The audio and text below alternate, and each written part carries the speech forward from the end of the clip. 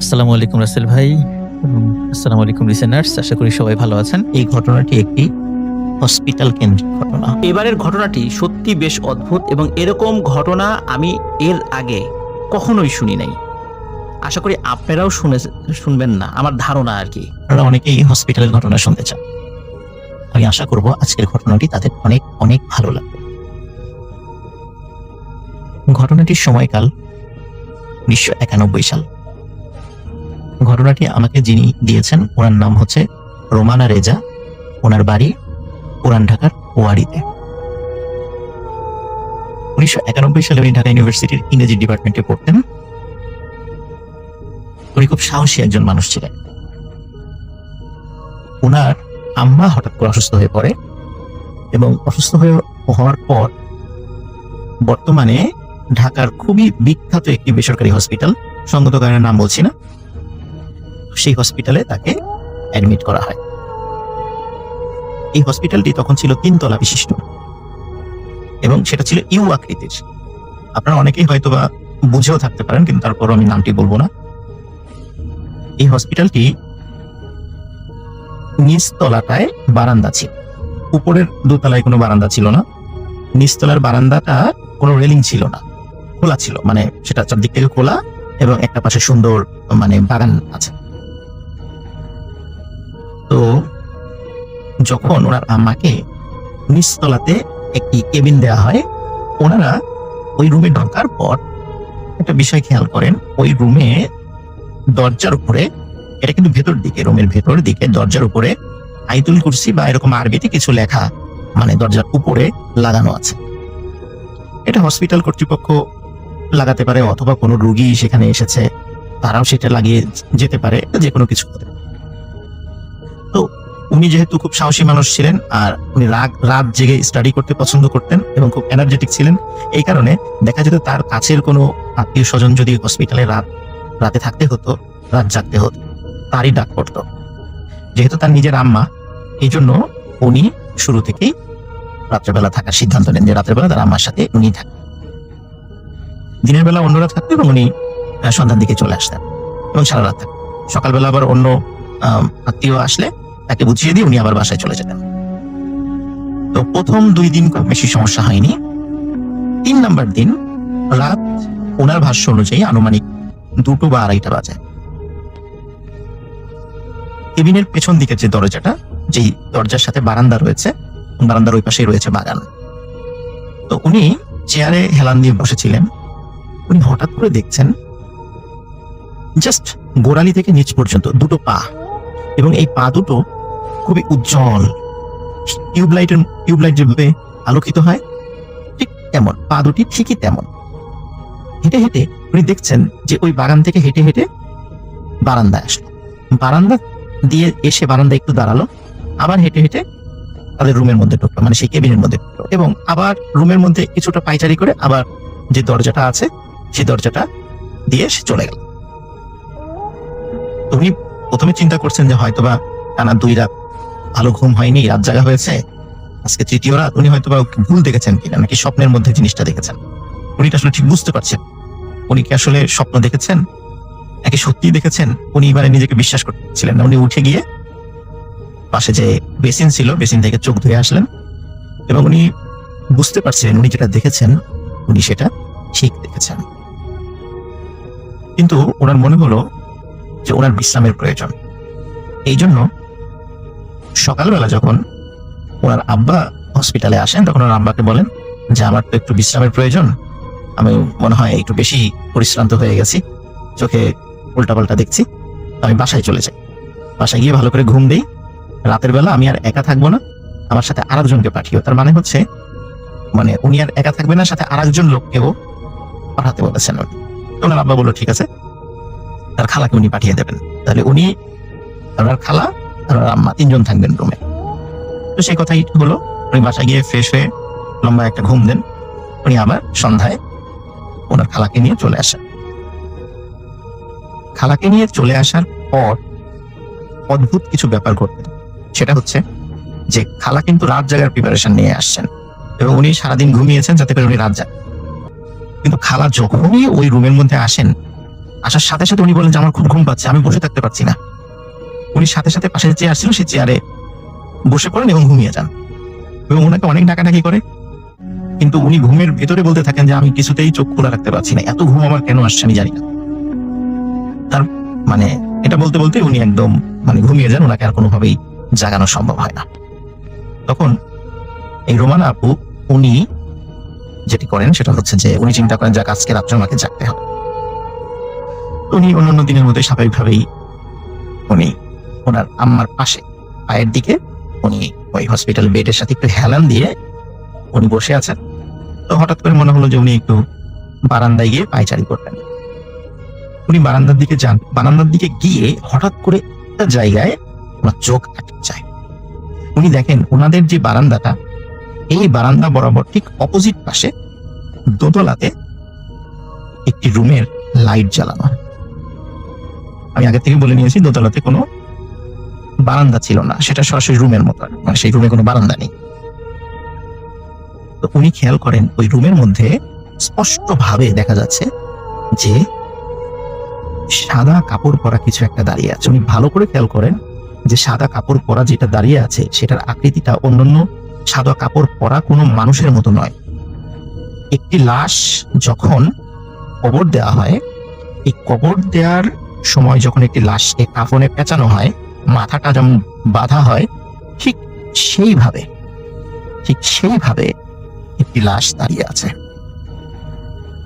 লাশটি কাফনে মোড়ানো, মাথার উপরে বাঁধা,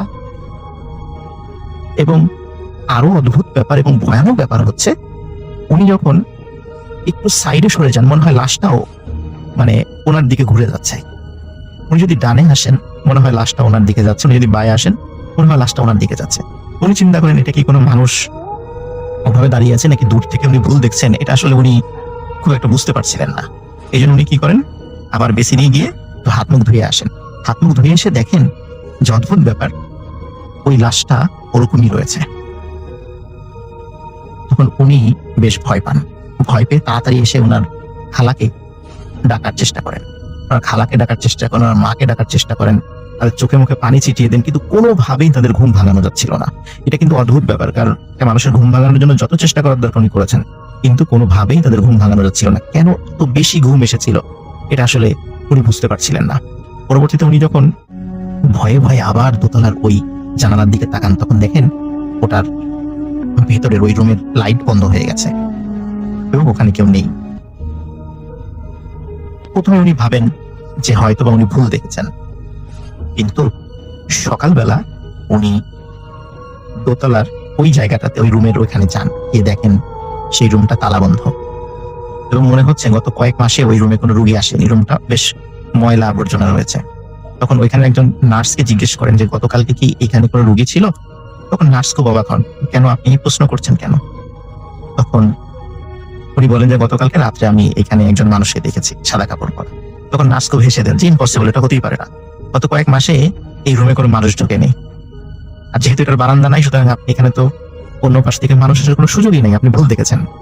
উনি বলছেন না আমি এইখানেই দেখেছি, কিন্তু নার্স বলে আপনি এটা অসম্ভব, এখানে কোনো মানুষ গত কয়েক মাসে আসেনি, এই রুমে পরিষ্কারও করা হয়নি এবং এখানে কোনো রুগীও আসেনি, আপনি ভুল দেখেছেন। তখন ওনার মনে করতে লাগে তাহলে আমি রাত্রে কি দেখলাম, এটা এই কাফন পরা এটা কি দেখলাম? তো উনি আসলে নিজের মনকে বিশ্বাস করাতে পারছিলেন না। প্রথম দিন উনি যেই বডি ছাড়া পা দেখেছিলেন এটা প্রথমে কাউকে বলেননি, কিন্তু এই ঘটনাটা ঘটার পরে উনি ওনার অন্যান্য আত্মীয় স্বজন, ওনার মা, ওনার খালা, ওনার বাবার সাথে ঘটনাটা শেয়ার করেন। ঘটনাটা শেয়ার করার পরে তারা বলেন যে তুমি এটা ভুল দেখেছো, ওটা তোমার অন্য কোনো মানুষও থাকতে পারে, এই বলে তারা তাকে সান্ত্বনা দেন। এর পরে কয়েকদিন কোনো ধরনের কোনো সমস্যা হয়নি, স্বাভাবিক ছিল, উনিও স্বাভাবিকভাবে ছিলেন। কিন্তু একটা অদ্ভুত ঘটনা ঘটে যায় এর ঠিক 5 থেকে 7 দিনের মাথায়। ওনাদের নিচতলায় ঠিক পাশের রুমে, নিচতলাতেই ঠিক পাশের রুমে একটি ঘটনা ঘটে। সেটা হলো সকালবেলা খুলনা থেকে, ওনার ভাষ্য অনুযায়ী খুলনা থেকে একটি রুগী আসে যার শরীরের ভিতরের গুরুত্বপূর্ণ অর্গানগুলো টোটালটাই নষ্ট হয়ে গিয়েছিল। তো এরকম একটি রুগী যখন সেখানে নিয়ে আসা হয়, নিয়ে আসার পরে ওই রুগীর সাথে বেশ কিছু আত্মীয় স্বজন ছিলেন। তারা খুব কান্নাকাটি করছিলেন। ওদিকে রুগীর অবস্থা সিরিয়াস হওয়ার কারণে ওই কেবিন থেকে সব লোকদেরকে বের করে দেওয়া হয়, কাউকে ভিতরে ঢুকতে দেওয়া হচ্ছিল না।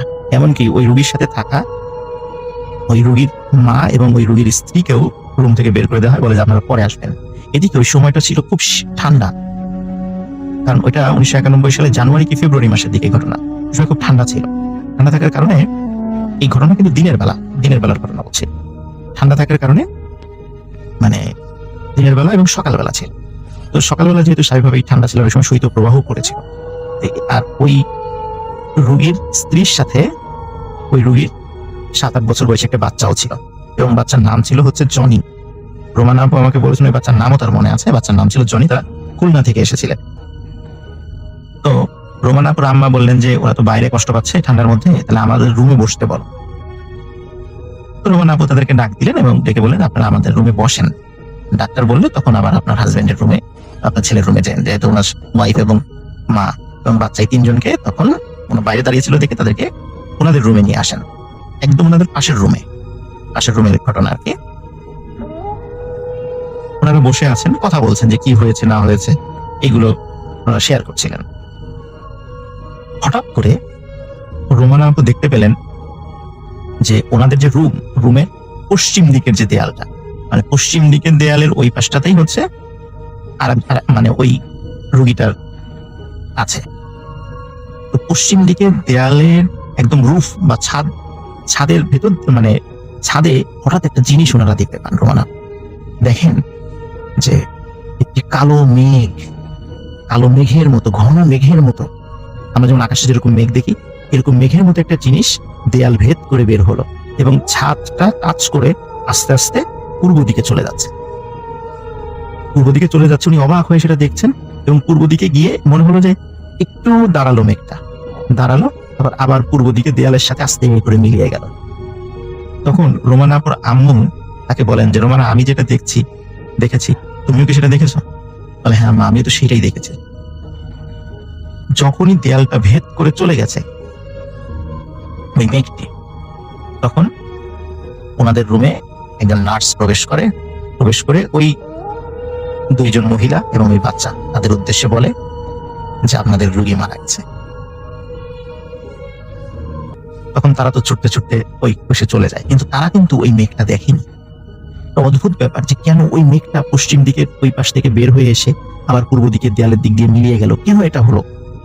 তো ওনারা যেটা বলেছেন যে আসলে তার ইন্তেকালের পরে আত্মাটা ওই দিক দিয়ে চলে গেছে, হয়তো আজরাইল আলাইহিস সালাম ওই দিক দিয়ে আত্মাটা নিয়ে গেছেন, এবং যেহেতু ওইখানে তার মা, স্ত্রী এবং সন্তান ছিল, এই জন্যই হয়তো এই দিক দিয়ে এইভাবে গেছে। এটা একটা অদ্ভুত ব্যাপার ছিল। আমি এটা শোনার পরে আসলে এটা আমার কাছেও বিশ্বাস করতে খুব কষ্ট হচ্ছিল। তো ঘটনাটি আমার ধারণা ছিল যে হয়তো বা এখানেই শেষ, কিন্তু আর একটা বিষয় এখানে যুক্ত হয়। সেটা হচ্ছে 1991 সালে ওনার আম্মা অসুস্থ ছিল, ঠিক 2010 সালে একই হসপিটালে ওনার আব্বাকে ভর্তি করায়। ওনার আব্বা একজন গভর্নমেন্ট অফিসার ছিলেন, মোটামুটি খুবই ভালো লেভেলের একজন কর্মকর্তা ছিলেন। তো যার কারণে ওখানে ভিআইপি কেবিনে তাকে ওঠানো হয়। আর ওখানে ওইটা ছিল, উনি আমাকে বলেছেন ওই হসপিটালের দোতলাতে 207 নম্বর রুমে ওনারা অবস্থান করছিলেন, কিন্তু পরবর্তী ওনার আব্বার অবস্থা খারাপ হওয়ার কারণে আইসিইউতে একটু শিফট করা হয়। কিন্তু ওনারা, রোমানা আপু এবং ওনার আম্মা তখন ওই 207 নম্বর রুমেই ওনারা ছিলেন, কারণ আইসিইউতে তো ওনারা থাকতে পারবেন না, ওনাদের তো হসপিটালে অবস্থান করতে হবে, যেন 207 নম্বর রুমে ওনারা ছিলেন। ওনারা খেয়াল করলেন ওনাদের পাশে এক রুম পরে 209 নম্বর রুমে সাদা কাপড় পরা, অধিকাংশ লোকই সাদা কাপড় পরা, মনে হচ্ছে খুব সম্ভ্রান্ত বংশের এবং পরহেজগার পরিবারের বেশ কিছু লোক, কিছু মহিলা, কিছু পুরুষ, একজন রুগীকে নিয়ে আসার পরে ওই রুমের মধ্যে থেকে গুঞ্জন শুনছে যে তারা কথা বলছে, এবং ওনাদের কয়েকজন আত্মীয়স্বজন রুমের বাইরেও দাঁড়ানো। তো রোমানা আপু খুব অবাক হচ্ছেন, কি ওনাদেরকে দেখে খুব সম্ভ্রান্ত এবং পরহেজগার বলে মনে হচ্ছে। এটা কিন্তু 2010 সালের ঘটনা। আমি ফার্স্টে যে ঘটনাটা বলেছি এটা 1991 সালের ঘটনা। 1991 সালে ওনার আম্মা অসুস্থ ছিলেন, আর 2010 সালের আব্বা অসুস্থ হন। তো উনি হঠাৎ করে খেয়াল করেন যে সিঁড়ি দিয়ে একটা 6-7 বছর বয়সী এই বাচ্চা মেয়ে দৌড়ে আসছে, সাদা একটি ফ্রক পরা খুব সুন্দর একটি বাচ্চা মেয়ে। তুমি অবাক হয়ে ওই বাচ্চা মেয়েটার দিকে তাকিয়ে থাকো। ওই মেয়েটার সাথে একটা অদ্ভুত জিনিস ছিল, যেটা রোমানা আপু খেয়াল করেন। সেটা হচ্ছে, মনে হচ্ছিল ওই মেয়েটার সাথে ছোট্ট একটা মানে বালিশের মতো, মানে আমরা যেরকম মহিলাদেরকে ছোট্ট ভ্যানিটি ব্যাগ দেখি, মনে হচ্ছে যে ওই মেয়েটার সাথে এই ভ্যানিটি ব্যাগের মতো আছে, সেটার আকৃতিটা ছোট্ট বালিশের মতো, এবং সেটি মনে হচ্ছে একটি আলোর একটা বক্স, মানে সেটার ভিতর থেকে আলো ঠিকরিয়ে বের হচ্ছে, মনে হচ্ছে ওটা একটা আস্ত একটা লাইট। মেয়েটি দৌড়ে দৌড়ে কি করলো, ওই 209 নাম্বার রুমটাতে চলে গেল, এবং 209 নাম্বার রুমে ঢোকার কয়েক সেকেন্ডের মধ্যেই ওই রুম থেকে আর্তনাদের শব্দ, সবার কান্নার শব্দ। উনি ছুটে ওই রুমে চলে গেলেন, গিয়ে দেখলেন যে ওই বেডে একটি পুরুষ এবং বয়স্ক পুরুষের মৃতদেহ পড়ে আছে, এবং ওই রুমে কোনো বাচ্চা মেয়ের কোনো নিদর্শনই নাই। উনি চিন্তা করলেন যে তাহলে এই পাশে ওয়াশরুম হয়তো থাকতে পারে, ওয়াশরুমের দিকে যেতে পারে বাচ্চা মেয়েটা। উনি দেখলেন না, এটা এই রুমটার সাথে অ্যাটাচ ওয়াশরুম নাই, বারান্দাও নাই। তাহলে মেয়েটা কোথায় গেল? ওই সময় যেহেতু মানুষ মারা গিয়েছে, কৌতূহল হয়ে কাউকে জিজ্ঞেস করা যাচ্ছে না, কিন্তু পরবর্তীতে লাশ বের করার সময় ওই রোগীর একজন আত্মীয়ের কাছে জিজ্ঞেস করেছিলেন যে আচ্ছা, একটু আগে আমি একজন মেয়েকে ঢুকতে দেখেছি, আপনারা কি দেখেছেন? বলে কই না তো, আমাদের সাথে কোনো মেয়ে, ছোট বাচ্চা মেয়ে আসে নাই, আর আমরা কোনো মেয়েকে দেখিনি। উনি খুবই অবাক হন, তাহলে আমি কি দেখলাম? উনি প্রথম 1991 সালে যে ঘটনাটা ফেস করেছিলেন, যে একটি মেঘের মতো মেঘ চলে গেল, তারপর একজনের মৃত্যু হলো, আবার একটি বাচ্চা মেয়ে সে ওই রুমে ঢুকলো, কয়েক মুহূর্তের মধ্যে তার মৃত্যু হয়ে গেল। উনি কি দেখলেন, কি ছিল ঘটনা? এই রহস্যের আজও কুলকিনারা হয়নি। হসপিটাল কেন্দ্রিক এই ঘটনাটি রোমানা আপু আমাকে শেয়ার করেছেন। ভাই, আপনি কেমন আছেন? আশা করি মহান রবের অশেষ রহমতে আপনি ভালো আছেন। আমিও ভালো আছি, আলহামদুলিল্লাহ। ভাই, আমি আপনার নিয়মিত একজন শ্রোতা। আমার নাম মোহাম্মদ শরীফ, আমি থাকি সিলেটে। আজ আমি যে ঘটনাটি শেয়ার করব সেটি ঘটেছিল আমার দুলা ভাইয়ের সাথে, যখন তার বয়স ছিল আনুমানিক 23 কিংবা 24, অর্থাৎ তার বিয়ের 2 থেকে 3 বছর আগের ঘটনা। আমার দুলা ভাইয়ের নাম আনোয়ার। ঘটনাটি আমি আমার দুলা ভাইয়ের কাছ থেকে শুনেছি। তাহলে এখন কথা না বাড়িয়ে আমি সরাসরি মূল ঘটনায় চলে যাই। লেখালেখিতে ভুল হলে অবশ্যই ক্ষমা সুন্দর দৃষ্টিতে দেখবেন বলে আশা করি। ঘটনাটি ঠিক সেইভাবে বলি যেভাবে আমার দুলা ভাই আমাকে বলেছিলেন। ওই রাতের পর থেকে আমার জীবনে সাধারণ বলে আর কিছু অবশিষ্ট ছিল না। সবকিছু ওলটপালট করে দেয়া এক অভিশপ্ত রাতের গল্প এটা, যে রাতের কথা ভাবলে আজও আমার বুকের ভেতরটা হিম হয়ে আসে, গায়ের লোম কাটা দিয়ে ওঠে। সেদিন ছিল এক মেঘলা রাত, বাইরে টিপ টিপ করে বৃষ্টি পড়ছিল। রাত প্রায় 2টো বাজে। আমি নিজের ঘরে পড়ার টেবিলে বসে একটা বইয়ের পাতায় মনোযোগ দেওয়ার বৃথা চেষ্টা করছিলাম, কিন্তু ঘুম আর অস্থিরতায় বারবার মনোযোগ ছুটে যাচ্ছিল। হঠাৎই ফোনের তীব্র চিৎকারে আমার ঘোর কাটলো। এত রাতে সাধারণত কেউ ফোন করে না। অজানা এক আশঙ্কায় আমার বুকটা কেঁপে উঠল। ফোন হাতে নিয়ে দেখি ফুপুর বাসা থেকে কল এসেছে। কাঁপা কাঁপা হাতে ফোনটা রিসিভ করতেই ওপাশ থেকে ফুপার কান্নায় ভেঙে পড়া কণ্ঠস্বর ভেসে এলো। আনোয়ার, বাবা, সব শেষ হয়ে গেছে। আরিফ আর নেই। কথাটা শুনে আমার মাথার ভেতর যেন 1000 ভোল্টের বিদ্যুৎ খেলে গেল। কানে কিছু ঢুকছিল না, মনে হচ্ছিল চারপাশের সব শব্দ থেমে গেছে। শুধু ফুফার কান্নার প্রতিধ্বনি আমার মগজে হাতুড়ির মতো আঘাত করছে। আরিফ আমার ফুফাতো ভাই, আমার সবচেয়ে কাছের বন্ধু। আমার চেয়ে 1 বছরের ছোট হলেও আমাদের সম্পর্কটা ছিল বন্ধুর চেয়েও বেশি। আমরা একসাথে বড় হয়েছি, একসাথে খেলেছি, জীবনের সব ছোট বড় কথা একে অপরের সাথে ভাগ করে নিয়েছি। সে আরিফ আর নেই, এটা বিশ্বাস করা আমার জন্য অসম্ভব ছিল। ফুফা জানালেন আরিফ আত্মহত্যা করেছে। সে এলাকার এক মেয়েকে ভালোবাসতো, কিন্তু কিছুদিন আগে মেয়েটার পরিবার জোর করে অন্য জায়গায় তার বিয়ে দিয়ে দেয়। এই কষ্টটা আরিফ মেনে নিতে পারেনি। কাউকে কিছু না বলে, কাউকে কিছু বুঝতে না দিয়ে সে নীরবে নিজের জীবনটা শেষ করে দিয়েছে। ফুফা বললেন, বাবা, তোরা একবার আয়, শেষ দেখাটা দেখে যা। ফোনটা রাখতেই আমার হাত পা ঠান্ডা হয়ে আসছিল। আমি দৌড়ে বাবা মায়ের ঘরে গেলাম। তাদেরকে খবরটা দিতেই ঘরে কান্নার রোল পড়ে গেল। মা চিৎকার করে কাঁদতে লাগলেন, বাবা পাথর হয়ে গেলেন। আমাদের শোক করার মতো সময় ছিল না। শেষ দেখার জন্য যেতে হবে। রাতের 3টা বাজে, বাইরে তখনও বৃষ্টি। আমরা তাড়াহুড়ো করে তৈরি হয়ে নিলাম।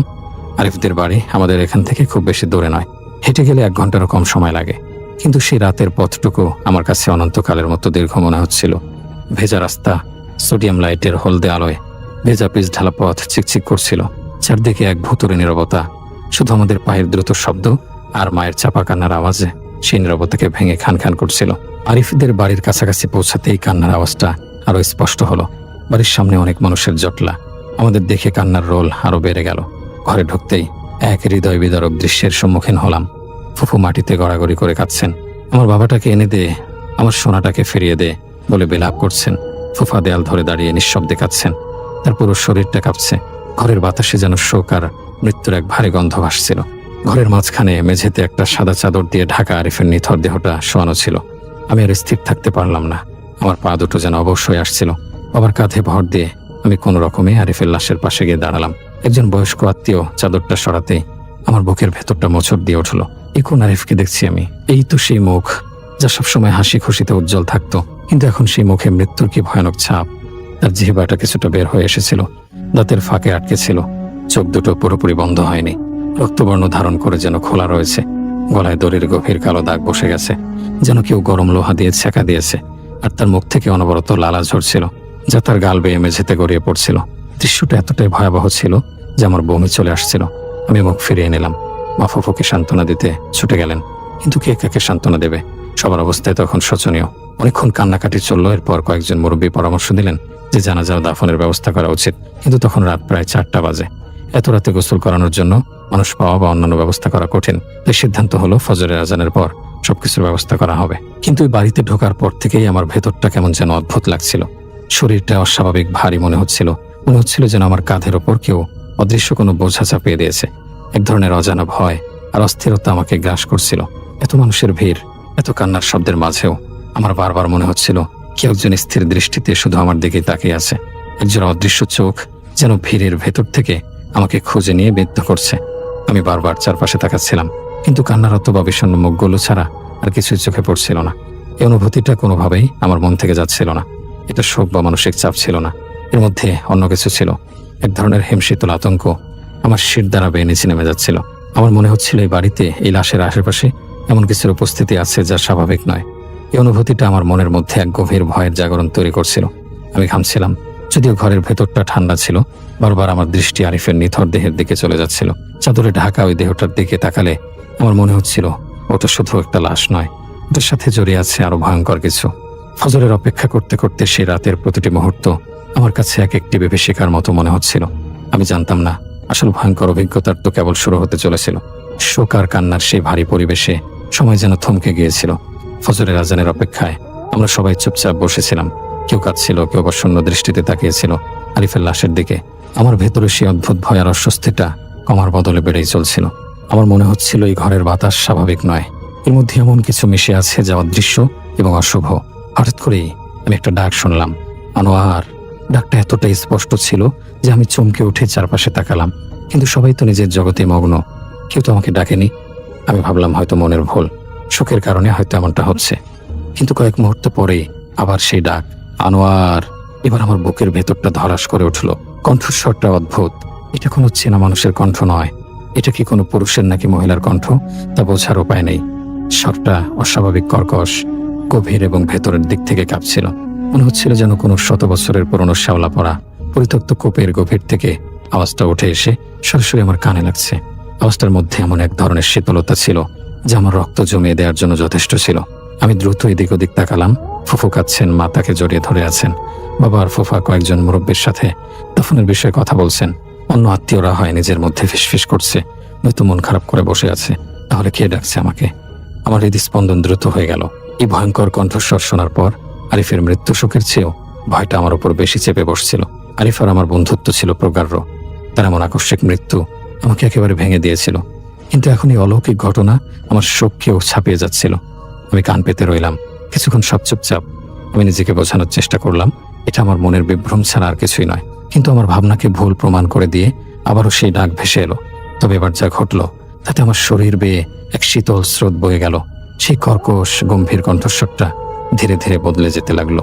আস্তে আস্তে সেটা আমার চিরচেনা কণ্ঠে রূপান্তরিত হচ্ছিল, আরিফের কণ্ঠে। হ্যাঁ, হুবহু আরিফের গলা। সে যেভাবে আমাকে মজা করে আনোয়ার বলে ডাকতো, ঠিক সেইভাবেই কেউ যেন আমার কানের কাছে ফিসফিস করে উঠল। এবার আমার ভয়টা যেন কয়েকশো গুণ বেড়ে গেল। আমি বিস্ময় আর আতঙ্কে প্রায় জমে গিয়েছিলাম। আরিফ, সে তো আমার সামনে ঘরের মেঝেতে একটা নিথর দেহে পরিণত হয়ে পড়ে আছে, সাদা চাদরের নিচে তার প্রাণহীন শরীর। তাহলে তার কণ্ঠস্বর আমি কিভাবে শুনছি? আমার কি মাথা খারাপ হয়ে যাচ্ছে? আমি কি পাগল হয়ে যাচ্ছি? হাজারটা প্রশ্ন আমার মাথায় ঘুরপাক খাচ্ছিল। শোকের চেয়ে তীব্র ভয় আমার সমস্ত সত্তাকে গ্রাস করে ফেলল। আমি কাউকে কিছু বলতে পারছিলাম না। এই পরিস্থিতিতে যদি আমি বলি যে আমি আরিফের কণ্ঠ শুনতে পাচ্ছি, তাহলে তাহলে সবাই ভাববে শোকে আমার মাথা খারাপ হয়ে গেছে। তারা হয়তো আমাকে সান্ত্বনা দেবে, কিন্তু কেউ আমার কথা বিশ্বাস করবে না। তাই আমি চুপ করে রইলাম, কিন্তু আমার ভেতরের ঝড়টা আমি ছাড়া আর কেউ বুঝতে পারছিল না। কিন্তু ঘটনা এখানে শেষ হলো না। সেই অলৌকিক কণ্ঠস্বরের পর থেকে আমি আরো একটি ভয়ঙ্কর জিনিস লক্ষ্য করতে শুরু করলাম। আমি ঘরের নানান জায়গায়, বিশেষ করে কোণার দিকে বা দরজার আড়ালে একটা কালো অবয়ব দেখতে পাচ্ছিলাম। প্রথমে ভেবেছিলাম আলোর স্বল্পতার কারণে হয়তো চোখের ভুল, কিন্তু বারবার একই জিনিস চোখে পড়ায় আমার সন্দেহটা আতঙ্কে পরিণত হলো। অবয়বটা ছিল একজন পূর্ণবয়স্ক মানুষের মতো, কিন্তু তার কোনো চেহারা, নাক, চোখ, মুখ কিছুই ছিল না। পুরোটাই ছিল কুচকুচে কালো, যেন কেউ রাতের অন্ধকারকে কেটে নিয়ে একটা মানুষের আকৃতি দিয়েছে। একটা বিদঘুটে কালো ছায়া মূর্তি। সবচেয়ে ভয়ের বিষয় ছিল তার উচ্চতা। আরিফ বেশ লম্বা ছিল, প্রায় 6 ফুট, আর ওই কালো অবয়বটির উচ্চতাও আমার কাছে ঠিক 6 ফুটের মতোই মনে হচ্ছিল। যতবারই আমি ওটাকে দেখছিলাম, আমার অবচেতন মন বলছিল ওটা আরিফ। কিন্তু কিভাবে সম্ভব? প্রথমবার আমি ছায়ামূর্তিটাকে দেখেছিলাম বসার ঘরের এক অন্ধকার কোণায়, যেখানে আলো পৌঁছাচ্ছিল না। ওটা স্থির হয়ে দাঁড়িয়েছে।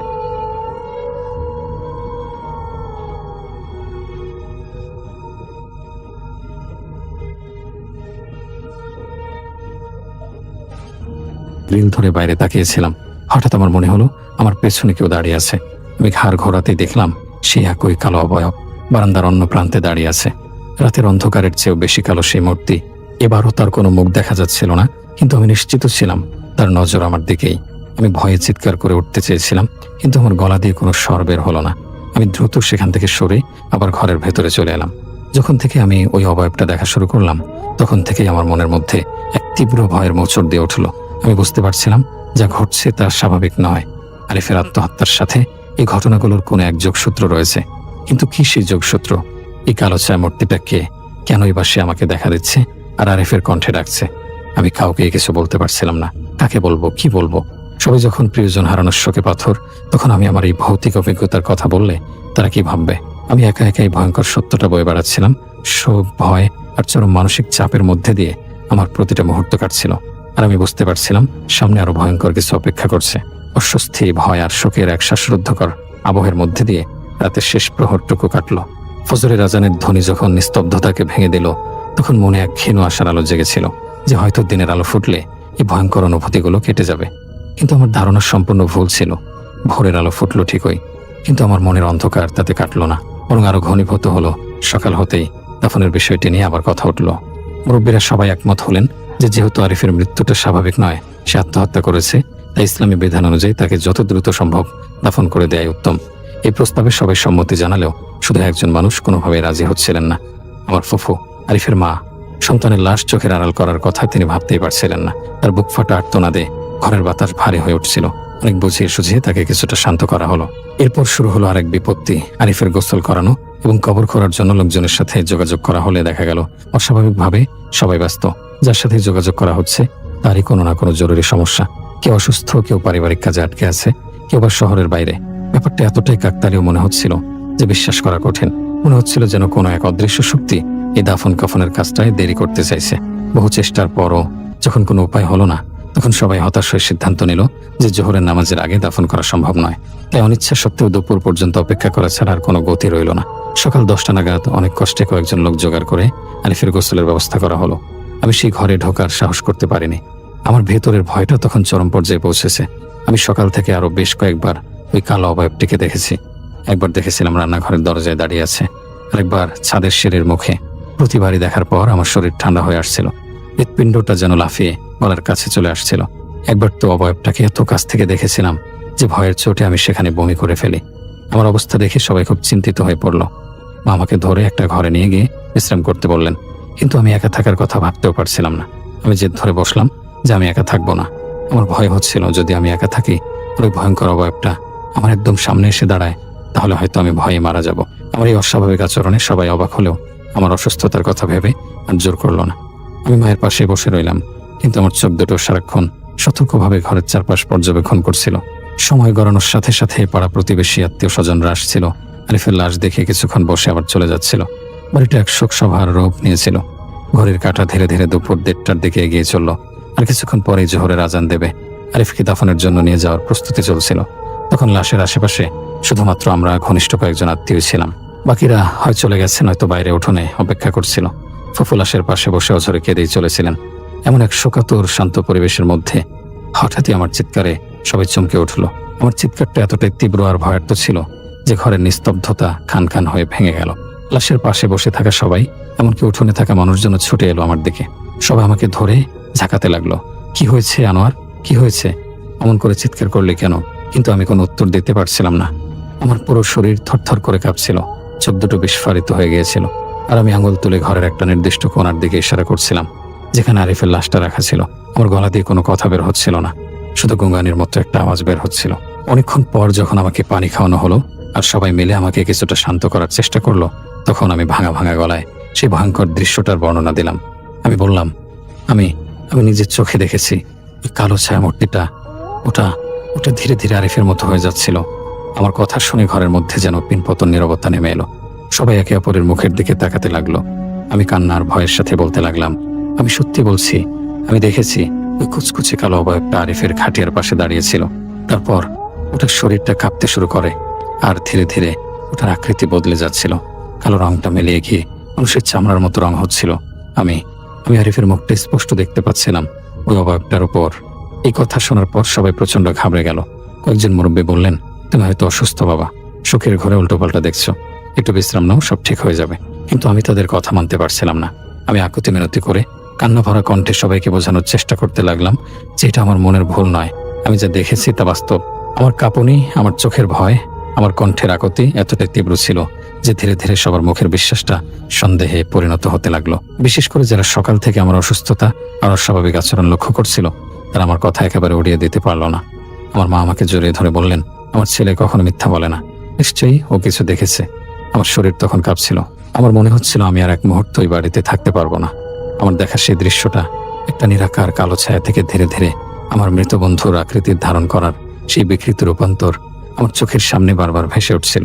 সেই ভয়ঙ্কর দৃশ্যটা যে কতটা বিভৎস তা আমি কাউকে ভাষায় বোঝাতে পারবো না। আমার আর্তনাদ আর ভয় মাখা মুখ দেখে ধীরে ধীরে সবাই আমার কথা বিশ্বাস করতে বাধ্য হলো। কিন্তু তারা জানতো না আসল আতঙ্ক তখন অপেক্ষা করছিল তাদের জন্য। আমার চিৎকারটা ছিল শুধু ভয়ঙ্কর এক নাটকের সূচনা মাত্র। আমার সেই ভয়াল চিৎকারের পর ঘরের পরিবেশ বদলে গিয়েছিল। সুখের জায়গা দখল করে নিয়েছিল এক অজানা অলৌকিক আতঙ্ক। সবাই আমাকে নিয়ে ব্যস্ত হয়ে পড়েছিল। কেউ আমার মাথায় পানি দিচ্ছিল, কেউ আমাকে ধরে বসেছিল। আমার বলা সেই ভয়ঙ্কর অভিজ্ঞতার কথা শুনে সবার মুখেই ছিল আতঙ্কের ছাপ। ওই মুহূর্তে আরিফের লাশের কথা যেন সবাই ভুলে গিয়েছিল। কিছুক্ষণ পর আমাকে কিছুটা সামলে নিয়ে কয়েকজন মুরব্বী আবার লাশের দিকে এগিয়ে গেলেন। সবার আগে ছিলেন আমার ফুফা, অর্থাৎ আরিফের বাবা। শোক, ক্লান্তি আর দুশ্চিন্তায় তার চেহারা ভেঙে পড়েছিল। তিনি হয়তো আরিফের মুখটা শেষবারের মতো একবার দেখার জন্য বা কাফনটা ঠিক করে দেওয়ার জন্য খাটিয়ার দিকে এগিয়ে গিয়েছিলেন। কিন্তু সেখানে পৌঁছাতে না পৌঁছাতেই তার মুখ থেকে এক তীব্র চিৎকার বেরিয়ে এলো, আরিফ, আমার আরিফ কই? তার চিৎকারে যারা আমাকে নিয়ে ব্যস্ত ছিল তারা সবাই চমকে উঠল। ফুফা আবারও চিৎকার করে সবাইকে ডাকলেন, এদিকে এসো সবাই, সর্বনাশ হয়ে গেছে, লাশ নেই। আবারও চিৎকার শুনে সবাই হন্তদন্ত হয়ে লাশের জন্য নির্দিষ্ট করা স্থানটির দিকে ছুটে গেল। আমি মায়ের হাত ধরে কোনো মতে সেখানে গেলাম। গিয়ে যে দৃশ্য দেখলাম তাতে আমার পায়ের তলার মাটি সরে গেল। খাটিয়াটা খাটিয়ার জায়গাতেই পড়ে আছে, তার উপর সাদা কাফনের কাপড়টাও এলোমেলোভাবে পড়ে রয়েছে, কিন্তু ভেতরে আরিফের লাশ নেই। কাফনে মোড়ানো আরিফের দীর্ঘ দেহটা সম্পূর্ণ উধাও। এই কথা শুনে আর দৃশ্যটা দেখে সবাই যেন বাকরুদ্ধ হয়ে গেল। বিস্ময়ে একে অপরের মুখের দিকে তাকাতে লাগলো। এটা কিভাবে সম্ভব? এই ঘরের ভেতর থেকে, এতগুলো মানুষের চোখের সামনে থেকে একটা আস্ত লাশ কোথাও উধাও হয়ে যেতে পারে? একে একে সবাই খাটিয়ার উপর ঝুঁকে দেখতে লাগলো। চাদর, কাফনের কাপড় সব তুলে দেখা হলো, কিন্তু না, কোথাও লাশ নেই। ঘরের বাতাসে যেন এক হিমশীতল স্রোত বয়ে গেল। ঘড়িতে তখন সময় দুপুর 12:40-45। একটু পরে জোহরের আজান দেবে, আর ঠিক তার আগেই এই অবিশ্বাস্য অলৌকিক ঘটনাটা ঘটল। লাশ নেই দেখে সবাই যে যার মতো দিগ্বিদিক জ্ঞান শূন্য হয়ে খুঁজতে শুরু করলো। কেউ ঘরের অন্য রুমগুলোতে খুঁজছে, কেউ রান্নাঘরে, কেউ বাথরুমে। কয়েকজন যুবক দৌড়ে ছাদে চলে গেল, কিন্তু কোথাও আরিফের লাশের কোনো চিহ্ন পাওয়া গেল না। এই ভর দুপুরে একটি লাশ কর্পূরের মতো কিভাবে উবে যেতে পারে? লাশের সাথে কি হয়েছে কেউই কিছু বুঝতে পারছিল না। খাটিয়াটা ঠিকঠাক আছে, কিন্তু তার ভেতরের মানুষটাই নেই। এই অবিশ্বাস্য ঘটনাটা ঘটার পর আমার বলা ওই বিদঘুটে কালো অবয়বটার আরিফের আকৃতির ধারণ করার বিষয়ে আর কারো মনে বিন্দুমাত্র সন্দেহ রইল না। সবাই বুঝতে পারছিল যে আমি কোনো মানসিক বিভ্রমে ভুগছিলাম না, বরং এক ভয়ঙ্কর সত্যের সাক্ষী হয়েছিলাম। যে অশুভ শক্তিটা সকাল থেকে আমাকে ভয় দেখাচ্ছিল, সেই শক্তি এই কাণ্ড ঘটিয়েছে। লাশ খোঁজাখুঁজি করতে করতে দুপুর গড়িয়ে বিকেল 3টা বেজে গেল। পুরো বাড়ির ছাদ, আশেপাশের ঝোপঝাড় সব জায়গায় তন্ন তন্ন করে খোঁজা হলো, কিন্তু কোথাও লাশ পাওয়া গেল না। সবাই ক্লান্ত, বিধ্বস্ত আর প্রচন্ড ভীত হয়ে পড়েছিল। দিনের আলোতেও বাড়িটাকে এখন ভূতরে বলে মনে হচ্ছিল। এ পর্যায়ে এসে আরিফের কিছু দূর সম্পর্কের আত্মীয় যারা সকাল থেকে ছিল তারা ভয় পেয়ে নানা রকম বাহানা করে সেখান থেকে একে একে সরে পড়তে লাগলো। তাদের চোখে মুখে ছিল তীব্র আতঙ্ক। তারা হয়তো বুঝতে পারছিল যেখানে যা ঘটছে তা কোনো মানুষের কাজ নয়। অল্প সময়ের মধ্যেই বাড়িটা প্রায় ফাঁকা হয়ে গেল। শুধু আমরা, মানে আমার বাবা মা ও আমি, আর আরিফের মা বাবা এবং হাতে গোনা আরো কয়েকজন নিকটাত্মীয় সেখানে রয়ে গেলাম। যারাও ছিলেন তারা নিজেদের স্ত্রী সন্তানদের ভয়ে বাড়িতে পাঠিয়ে দিয়েছিলেন। কোটি কয়েক পুরুষ মানুষ আর মহিলাদের মধ্যে শুধু আমার মা আর ফুফুই তখন সেখানে উপস্থিত। আমরা মনুষ্যত্বের খাতিরে এই কঠিন সময়ে ফুফু ফুফাকে একা ফেলে যেতে পারছিলাম না, কিন্তু আমাদের নিজেদের বুকের ভেতরটাও অজানা আতঙ্কে শুকিয়ে আসছিল। একটা লাশ চুরি হয়ে গেছে। কোনো চোর বা ডাকাত লাশ চুরি করবে না, তাদের উদ্দেশ্য অন্য কিছু থাকে। তাহলে খেয়ে নিল লাশটা, আর কেনই বা নিল?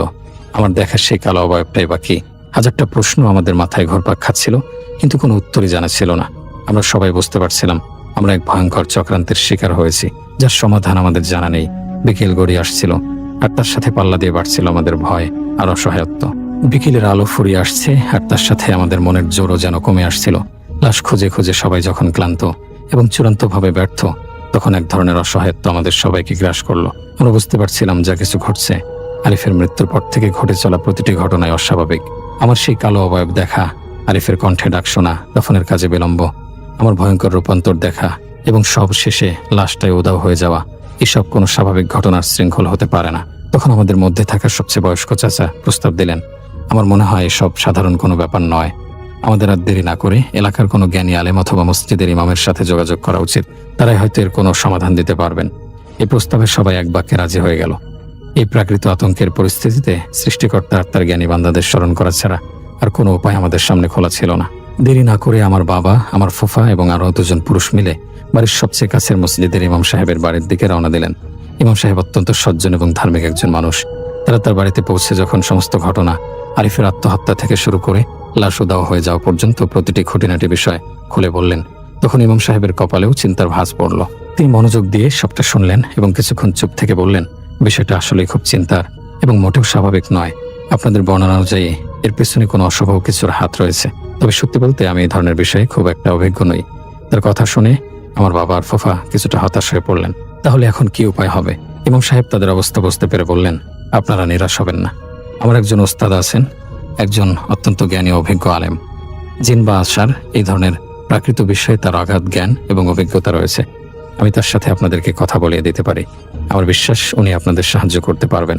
এই কথা শোনার পর সবাই যেন ডুবে যাওয়া মুহূর্তে খড়কুটো আঁকড়ে ধরার মতো একটা অবলম্বন খুঁজে পেল। তারা ইমাম সাহেবকে অনুরোধ করলেন যেন তিনি যত দ্রুত সম্ভব সেই আলেম সাহেবের সাথে তাদের যোগাযোগ করিয়ে দেন। ইমাম সাহেব দেরি না করে তার সেই ওস্তাদকে, সেই আলেম সাহেবকে ফোন লাগালেন। তিনি ফোনের ওপাশ থেকে আমাদের সমস্ত ঘটনা, আমার দেখা সেই কালো ছায়া মূর্তি, লাশ গায়েব হয়ে যাওয়া, সবকিছু বিস্তারিতভাবে খুলে বললেন। সৌভাগ্যবশত সেই আলেম সাহেবের বাড়ি আমার ফুফার বাড়ি থেকে খুব বেশি দূরে ছিল না। সব শুনে তিনি বললেন, আপনারা চিন্তা করবেন না, আমি আসছি।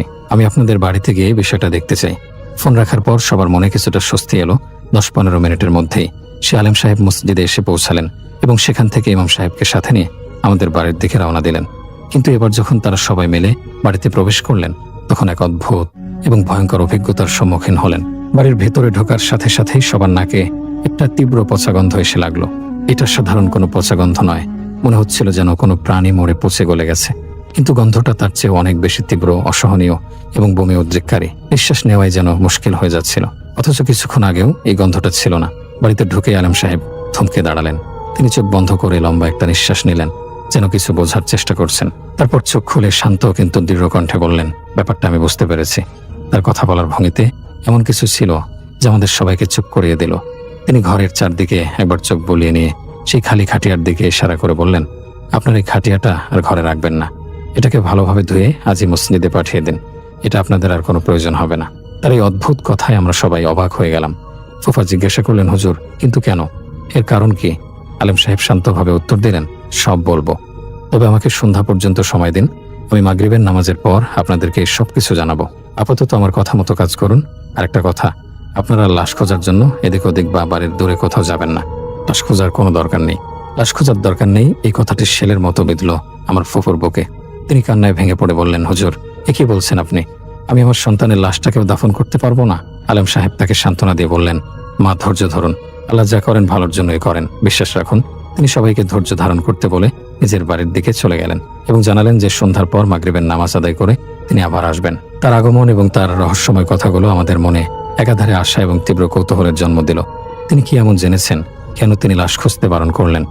আর এই অসহ্য পচা গন্ধটাই বা কিসের? মাগরিব পর্যন্ত এই প্রশ্নগুলো আর ভয় সঙ্গে নিয়ে অপেক্ষা করা ছাড়া আমাদের আর কোনো উপায় ছিল না। আলেম সাহেবের চলে যাওয়ার পর থেকে মাগরিব পর্যন্ত সময়টুকু আমাদের কাছে যেন এক যুগ বলে মনে হচ্ছিল। বাড়ির ভেতরের সেই অসহনীয় পচা গন্ধটা ধীরে ধীরে কমে এলেও এক ধরনের থমথমে ভয়ের পরিবেশ গোটা বাড়িটাকে গ্রাস করে রেখেছিল। আমরা কেউ কারোর সাথে তেমন কোনো কথা বলছিলাম না, শুধু নিঃশব্দে অপেক্ষা করছিলাম কখন সন্ধ্যা হবে, কখন আলেম সাহেব আসবেন আর এই ভয়ঙ্কর রহস্যের জট খুলবেন। অবশেষে প্রতীক্ষার অবসান ঘটিয়ে মাগরিবের আজানের পর আলেম সাহেব আমাদের বাড়িতে এলেন। তার চোখ মুখে ছিল এক গভীর প্রশান্তি, কিন্তু তার সাথে এক ধরনের গাম্ভীর্য মেশানো ছিল। আমরা সবাই তাকে ঘিরে বসলাম। ফুফু তখনও ফুপিয়ে ফুপিয়ে কাঁদছিলেন। আলেম সাহেব কিছুক্ষণ চুপ থেকে পরিবেশটা শান্ত হতে দিলেন। তারপর ধীরে ধীরে স্থির এবং গম্ভীর কণ্ঠে যা বললেন তা শোনার জন্য আমরা কেউই মানসিকভাবে প্রস্তুত ছিলাম না। তিনি এমন এক ভৌতিক, লোমহর্ষক এবং ভয়ঙ্কর কথা জানালেন যা শোনার পর আমাদের সবার গায়ের লোম কাটা দিয়ে উঠল। আমার মায়ের শরীর ভয়ে কাঁপতে শুরু করলো, আর ফুফা পাথরের মতো স্তব্ধ হয়ে গেলেন। আলেম সাহেব বলতে শুরু করলেন, আমি বাড়ি ফিরে আপনাদের বলা ঘটনাগুলো নিয়ে গভীরভাবে চিন্তা করি এবং আল্লাহর সাহায্য চাই। আপনারা হয়তো বিশ্বাস করবেন না, তবে কিছু কিছু মানুষের উপর আল্লাহ বিশেষ রহমত দান করেন। আমার কাছে থাকা এক আল্লাহর সৃষ্টি এক দিনদার জিনের সাথে আমি এ বিষয়ে কথা বলি এবং তাকে অনুরোধ করি যেন সে এই ঘটনার পেছনে সত্যটা জেনে আমাকে জানায়।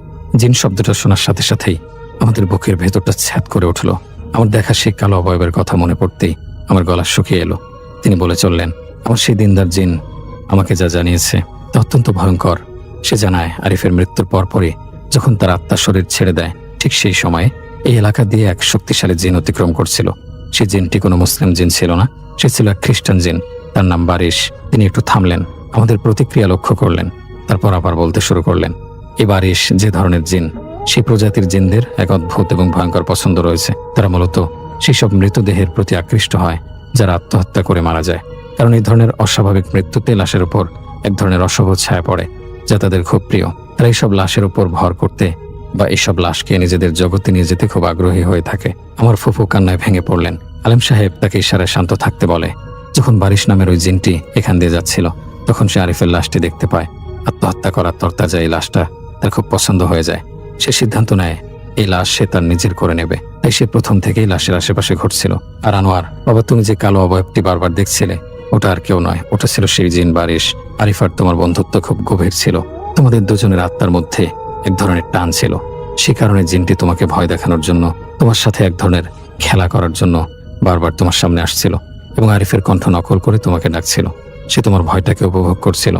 আমার শরীর দিয়ে তখন দরদর করে ঘাম ঝরছে। আমি তাহলে সেই ভয়ঙ্কর সত্তাটাকে বারবার দেখছিলাম। সবশেষে আলেম সাহেব সেই চূড়ান্ত সত্যটা উচ্চারণ করলেন যা শোনার ভয়ে আমাদের আত্মা শুকিয়ে গিয়েছিল।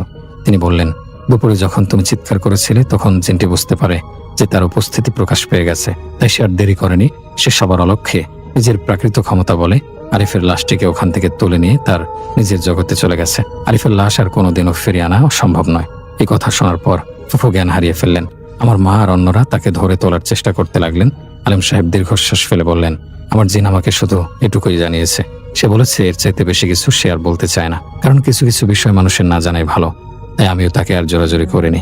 হয়তো আরিফের লাশের সাথে এরপর কি হয়েছে বা হবে তা আমাদের কল্পনার অতীত, এবং তা না জানাটাই আমাদের জন্য মঙ্গল। তিনি আমাদের সবাইকে সান্ত্বনা দিয়ে বললেন, যা হওয়ার তা হয়ে গেছে, এখন ধৈর্য ধরা ছাড়া আর কোনো উপায় নেই। আমি আপনাদের সবার জন্য, বিশেষ করে আরিফের জন্য আল্লাহ তাআলার কাছে দোয়া করব, তিনি যেন ছেলেটিকে মাফ করে দেন এবং জান্নাতের অধিবাসী করেন। আপনারা সপ্তাহখানেক পর আরিফের মাগফিরাতের জন্য কোনো গরিব দুঃখী মানুষকে কিছু সাদাকা করে দেবেন। এইটুকু বলে আলেম সাহেব বিদায় নিলেন। কিন্তু তিনি যে ভয়ঙ্কর সত্যটা বলে গেলেন তা আমাদের জীবনটাকে চিরদিনের জন্য বদলে দিল। তার কথাগুলো আমার ফুফুর মনটাকে ছিন্ন ভিন্ন করে ফেলল। সন্তানের লাশ দাফন করতে না পারার যন্ত্রণা তাকে শোকে পাথর করে দিল। তিনি গুরুতর অসুস্থ হয়ে পড়লেন। আরিফের লাশের সাথে সত্যি কি হয়েছিল তা চিরদিনের জন্য এক অমীমাংসিত রহস্য হয়ে রয়ে গেল। শুধু জানা গেল তার লাশটা এক শক্তিশালী জিন নিয়ে গেছে। এরপর আমরা আর বেশি দিন সেখানে থাকিনি। ফুফু ফুফাকে কিছুটা সান্ত্বনা দিয়ে তাদের দেখাশোনার জন্য কিছু ব্যবস্থা করে আমরা ভারাক্রান্ত হৃদয় নিয়ে নিজেদের বাড়িতে ফিরে এলাম। সেই ঘটনার পর আমি আর কখনোই ওই কালো অবয়বটিকে দেখিনি, কিন্তু সেই রাতের স্মৃতি, আরিফের কণ্ঠের সেই ডাক, ছায়ামূর্তির সেই ভয়ঙ্কর রূপান্তর আর শূন্য খাটিয়ার সেই দৃশ্যটা আজও আমার ঘুম কেড়ে নেয়। আমি আরিফকে খুব মিস করি। তার হাসি মাখা মুখটা যখনই মনে পড়ে বুকের ভেতরটা হাহাকার করে ওঠে। আমরা কেউই কখনো কল্পনাও করতে পারিনি যে এমন এক অবিশ্বাস্য, অনাকাঙ্ক্ষিত এবং ভয়ঙ্কর ঘটনা আমাদের কারোর সাথে ঘটতে পারে।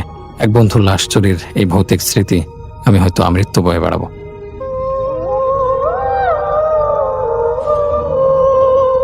আসসালামু আলাইকুম রাসেল ভাই, আমি একটু পরিচয় দিই কারণ অনেক লিসেনার্স নতুন নতুন এসেছে।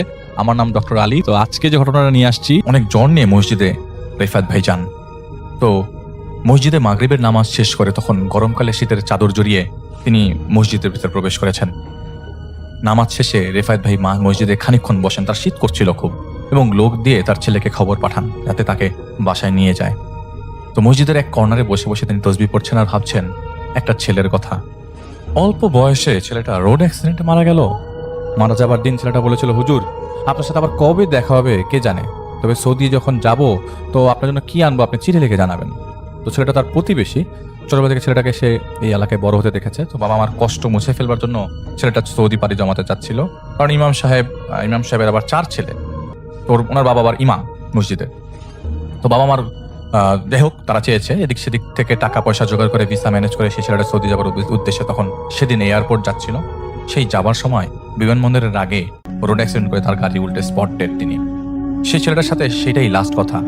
ছেলেটার লাশ যখন বাড়িতে আনা হয়েছিল সবাই দেখে ছেলেটার শরীরে একটা আঁচড়ের দাগ পর্যন্ত নেই। ছেলেটার লাশের কপালের ডান দিকে একটা ক্ষতর মতো চিহ্ন ছিল আর কানে ছিল রক্ত জমাট বাঁধা। ঢাকা মেডিকেল কলেজ থেকে সরাসরি বাসায়। 1995 সালের ঘটনা। আগেই বললাম যে তিনি অনেক কিছু বুঝতে পারেন এবং আপনারা জানেন যে আবার কোনো জিনিসের রিলেটেড কিছু ঘটতে থাকলে তার শরীর মারাত্মক দুর্বল হতে থাকে। সেই ছেলের লাশের গোসল তিনি করান। গোসল করানোর সময় সেই হাসিটা তাকে প্রতি মিনিট হিট করছিল। সেটা মারা গেল, কিন্তু কি অপলক সেই হাসি, কি মায়াবী সেই চেহারা। এই অ্যাক্সিডেন্টে সবাই আহত হলো, কিন্তু ছেলেটা মারা গেল। ছেলেটার বাবাও গাড়ির মধ্যে ছিল, তার বাবার ঘাড়ে একটু প্রবলেম হয়েছিল, কিন্তু সবাই ছোটখাটো ব্যথা পেয়েছে, কিন্তু ছেলেটা বসেছিল সবার সামনে। ইভেন ড্রাইভারটা খুব আহামরি, খুব বড় ধরনের অ্যাক্সিডেন্ট হয়নি, কিন্তু কিসে এমন ব্যথা পেল ছেলেটা। কিন্তু এসবের চিন্তা তখন মাথায় ছিল না, কেন যে মারা গেছে তাকে নিয়ে সবাই তখন ব্যস্ত। তখনও ছেলের বাবা হাসপাতাল থেকে আসেনি, পরে হাসপাতাল থেকে তিনি আসেন রাতের বেলা। তো সেদিন লাশটা বাসায় রেখে পরের দিন ভোরে লাশ নিয়ে দোহার চলে যাবে। রিফাত ভাই ছেলেটার গোসল করানোর পর যখন মাথার গিট দিতে যাবেন, রিফাত ভাই হাতের মধ্যে জোর পাচ্ছিলেন না কিছুতেই যে গিটটা বসাবে, গিট বসছিল না। রিফাত ভাই তার হাত কাঁপছিল, দেখেন শরীরের ব্লাড প্রেশার কি বেড়ে গেল। কিন্তু এত ছোট কাপড়ের টুকরার তো গিট লাগার কথা, এই কাপড়ে গিট লাগবে না এরকম তো কখনো হয়নি। তো ছেলেটার বড় ভাই কোরআনে হাফেজ, গোসলের সময় সে ছেলেটা রিফাত ভাইয়ের সাথে ছিল এবং সে অনায়াসে গিটটা দিয়ে দিল। যাকে রিফাত ভাই অপেক্ষা করছিল তখন ছেলেটার বাবার জন্য, এবং সেদিন প্রচন্ড গরম পড়েছিল। কিন্তু হঠাৎ করে কালবৈশাখীর বাতাস ছুঁয়ে যায় শরীরে। আশেপাশের দরজাগুলো অস্বাভাবিকভাবে বাড়ি খাচ্ছিল, চারিপাশে ধোলা উঠছে। লাশটা তাদের বাড়ির বাইরে রাখা ছিল, আত্মীয় স্বজন আসছিল, ছেলেটার বন্ধু বান্ধব আসছিল, সবাই লাশ দেখে খুব মন খারাপ করে ওই জায়গাতেই দাঁড়িয়েছিল, কথা বলছিল। জোরে বাতাস আসার সাথে সাথেই ছেলেটার লাশ নিয়ে যাওয়া হয় গ্যারেজে। খুব বড় গ্যারেজ না, যে পরিমাণ মানুষ এসেছিল তাতে সেই গ্যারেজে জায়গা হচ্ছিল না, আর বাড়িটা দোতলা। তো রিফাত ভাইয়ের শরীর বেশ খারাপ লাগতে শুরু করে তখন। আর এই হেভি বাতাসে তিনি তখন বাসার উদ্দেশ্যে রওনা হন। তার বাসা একদম সাথেই। তো রিফাত ভাইয়ের বাসা থেকে ওই বাসা দেখা যায়, একই রোডের উপরে বাসা। তো রিফাত ভাইয়ের বাসা হচ্ছে একতলা, উপরে টিন শেড, চারিপাশে পাকা। রিফাত ভাইয়ের এই জোর বাতাসের মধ্যে বাসার দিকে যায়। তিনি ভাবলেন লাশ তো আর এখনই জানাজার জন্য নেবে না, রিফাত ভাই তার ঘরে চলে যেয়ে একটু রেস্ট নেবে, এরকম প্ল্যান করছিল আর কি। আর জানালা দিয়ে ওই সময় তুমি বেডে যায় এবং বেড দিয়ে আবার জানালাটা রাস্তাটা দিয়ে দেখা যায়। তো জানালা দিয়ে দেখেন লোকজন আসছে, মানুষজন আসছে। আর তখন তো অ্যাডভান্স ছিল না, কেউ মারা গেলে এলাকার সবাই তখন জমে যেত। এখন তো পাশের ফ্ল্যাটে কেউ মারা গেলে খোঁজ খবর নিতে চায় না। আসলে আমরা আগেই সামাজিক ছিলাম, এখন সমাজ আছে, সামাজিকতা নেই। যাকে রিফাত ভাইয়ের কমপ্লেন চলতে থাকলে তার ঘটনা কেউ পছন্দ করবে না। রিফাত ভাইয়ের মতে তিনি বলেছেন যে আল্লাহ সবাইকে হেদায়েত দান করুক। তো রিফাত ভাইয়ের কখন যে ঘুমটা গভীর হয়ে যায় তিনি বোঝেন নেই। তিনি জানালার পাশে এই ঠান্ডা বাতাসে ঘুমিয়ে পড়ে। ঘুমের মধ্যে তিনি দেখেন তার ঘরের জানালার পাশে রাজু দাঁড়ানো। ও ছেলেটার নাম হচ্ছে রাজু। তো বলছে, কাকা কেমন আছেন? লাশটা গোসল করাইলেন, পায়ের গিট তো দিলেন না, মাথার গিটটাই দিলেন। আপনি কিন্তু জানাজা পড়াইবেন, আপনি কিন্তু কবরে নামাইবেন। নামানোর পর সবাই চলে আসলে আপনি আইসেন না, আপনি কিছুক্ষণ আমার কবরের পাশে দাঁড়াই থাকেন। তো আসলে দাঁড়ায় থাকলেও চলবো না, আপনি দোয়া করেন কিন্তু। তো রিফাত ভাই স্বপ্নের মধ্যে বলছে, তুমি কে, তুমি কেমনে কি, তোমাকে তো মাত্রই গোসল করালাম, রাজুর চেহারা নিয়ে আমাকে ভয় দেখাবা না, আমি ভয় পাই না। সে ঘুমের মধ্যে ভাবছিল যে আসলে কেউ যন্ত্রণা করতে চাচ্ছে। ঘুম নিচ থেকে ভেঙে ফেলে তিনি নিজেই নিজের ঘুম ভেঙে ফেলে। রাত 2টা বাজে। ওরে বাপরে, এত তাড়াতাড়ি 2টা বেজে গেল। রেফাত ভাই দেখলেন তার বাসায় একটা সারা শব্দ নেই। তিনি দেখলেন টেবিলের উপরে খাওয়া দেওয়া, তিনি খেয়ে নিলেন চট করে। খাওয়ার সময় তিনি বুঝলেন তার পাশে কেউ দাঁড়ানো। তিনি বুঝতে পারছিলেন গন্ধতে, যে লাশের মধ্যে কর্পূর ছিটানো হয়েছিল সেই কর্পূরের গন্ধ আসছে। কিন্তু কর্পূরের গন্ধ তো ওই বাসাতে ছিল, কিন্তু এত কাছ থেকে এত কাছে কর্পূরের গন্ধটা পাচ্ছিল, মনে হচ্ছিল লাশটা তার কাছে পড়া। তিনি খেতে খেতে বলছেন, কেউ থাকলে কথা বলতে পারো, দরকার কি এরকম লুকোচুরির।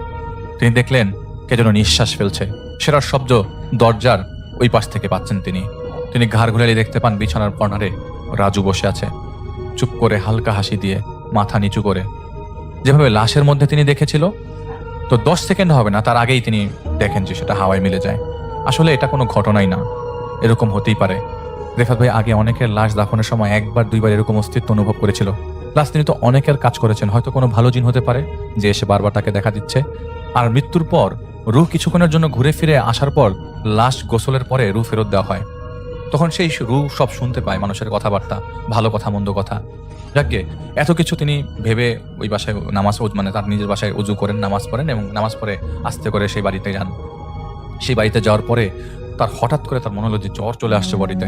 মুহূর্তের মধ্যে তিনি বমি করলেন এবং তাপমাত্রা তখন চেক করার পর দেখলেন 102। তিনি বুঝলেন না হঠাৎ এরকম জ্বরের কিছু জ্বর আসলো কেন, এটা কি কোনো কিছুর আগমনী বার্তা।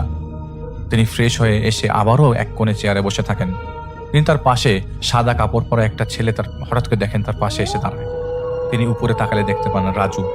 তিনি অস্বাভাবিক ফিল করতে থাকেন। 5 সেকেন্ডের মধ্যে দেখলেন তিনি ছেলেটা হাওয়ায় মিলে গেল। তিনি লাশের খাটিয়ার কাছে যাওয়ার পর দেখলেন হালকা করে লাশ মানে উপর থেকে কাপড়টা শোনার পর দেখেন গিটটা খোলা অবস্থায়, এবং তিনি আবারও গিটটা দিতে পারেন। এবার তিনি গিটটা দিতে পেরেছেন। গিট দিয়ে এসে তিনি আবারও চেয়ারে বসেন। তো অনেক মানুষ, ছেলেটার বাবা ওই এলাকার মসজিদের ইমাম, তো আমি আগেই বলেছি, তাই এলাকার সবাই তাকে চেনে। পরে ইমাম সাহেবের কথা অনুযায়ী তারা রওনা হয়ে যাবে, অনেক দেরি হয়ে যাচ্ছে যেহেতু। আর ইমাম সাহেবের জন্য আলাদা করে একটা হুইল চেয়ারের ব্যবস্থা করা হয়। তো রেফাত ভাই জানাজা পড়বেন এমন সময় তাকে তার ছেলেরা বাধা দিচ্ছে না। দুই ছেলে তাকে চিনে ওই সময়, তারা বাধা দিয়ে বলে, হুজুর আমাদের সাথে চলেন, দোহার বেশি দূরে না, আপনি জানাজা পড়ায়েন দোহার যায়, এখানে আপনি পড়ায়েন না, পড়েন না আর কি জানাজা। তো ছেলেটার বড় ভাই মসজিদে জানাজা পড়ান, যেহেতু ইমাম সাহেব পারছিলেন না, তিনিও অ্যাক্সিডেন্ট করেছেন।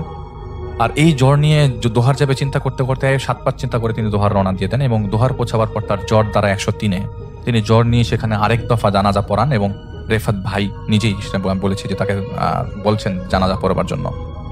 জানাজা পড়াবার সময় লাশের খাটিয়া পাশে লাশের দিকে তিনি তাকিয়ে থাকতে দেন, দেখেন রাজুকে। যখন জানাজা পড়ছেন তিনি বুঝতে পারছিলেন তিনি দেখছেন না, তাকে দেখানো হচ্ছে। লাশ দাফন শেষে তার শরীর চলছিল না, সে বসে রইল। বলল যে আমি একটু দোয়া পড়বো, আপনাদের বাড়ির নামটা বলে যান, যাতে মানে যদি না চিনি তাহলে আমি যেন যেতে পারি। তো সে তার বাড়ির নাম জানলাম। তখন সকাল 7টা বাজে, এর মধ্যে লাশ দাফন সম্পন্ন, এবং বৃষ্টি পড়ছে গুড়ি গুড়ি। তিনি 10 মিনিটের মতো দোয়া পড়ছিলেন। হঠাৎ একে একে দলে দলে লোক আসলো। তিনি দেখলেন রেফাত ভাইকে ইশারা করছে, দিনের আলোতেই হালকা আবছা বোঝা যাচ্ছে, চলে যাও এখান থেকে। রেফাত ভাই জিজ্ঞেস করলো, আসসালামু আলাইকুম, আপনারা কারা? তারা বলল, আমরা তোমার পেছনে জানাজা পড়েছি, তুমি দেখোনি, দোয়া করে চলে যাবো, তুমি জ্বর নিয়ে এখানে কি করো, চলে যাও, তুমি তো যা দেখছো তাতেও কি ভয় পাচ্ছ না নাকি? তো তিনি চুপ করে যান, কোনো কথা বলেন না।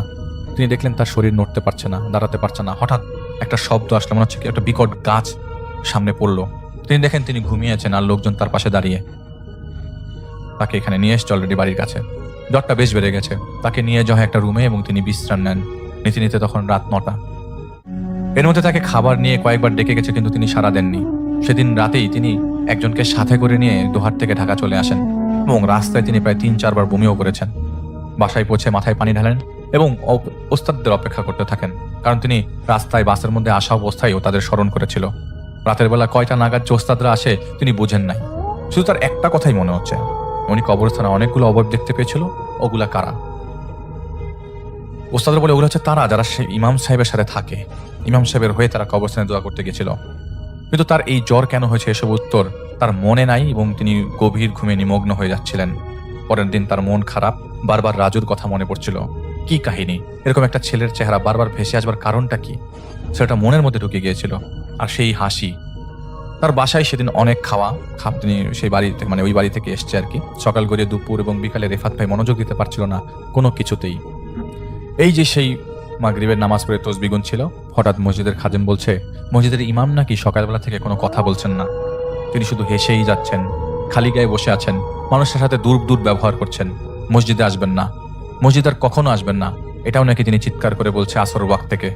সকালবেলা নাকি দোহার থেকে আসার পর ভালোই ছিলেন, কিন্তু এরকম করার কারণ কি? রেফাত ভাইয়ের শক্তি নাই বললেই চলে। তিনি বাসায় যাওয়ার সময় ওই বাসা হয়ে যাবে। ওই বাসায় যাওয়ার সময় রেফাত ভাইকে পথের মধ্যে ওস্তাদের একজন আটকান, বলেন শরীর বন্ধ করে নাও, এরপরে যাও। তো রেফাত ভাই বলেন ঘটনা কি, শরীর বন্ধ করবো কেন? ইমাম সাহেবকে দেখতে যাচ্ছি, এই কেসে শরীর কেন বন্ধ করতে হবে? ওস্তাদ বলেন এত কথার তো দরকার দেখছি না, তুমি শরীর বন্ধ করে নাও। তিনি শরীর কোনো মতে বন্ধ করে সেই বাসায় ঢোকেন এবং দোতলায় ধীরে ধীরে, যেহেতু শরীর খারাপ তার, উঠবার সময় তিনি দেখেন অনেক মানুষ, একের পর এক মানুষ ভেদ করে করে রেফাত ভাই ভেতরে ঢুকলেন। মানে অবয়বগুলো, বিশেষ দ্রষ্টব্য এই অবয়বগুলো কবরস্থানে তাকে ইশারা দিয়ে সরে যেতে বলেছিল। তিনি ঘরে প্রবেশ করতেই কান্নাকাটি হাজারের শব্দ পাচ্ছেন। তিনি দেখেন ইমাম সাহেব একটা মাদুর বিছিয়ে শুয়েছেন, তার পাশে সবাই কান্না করছে।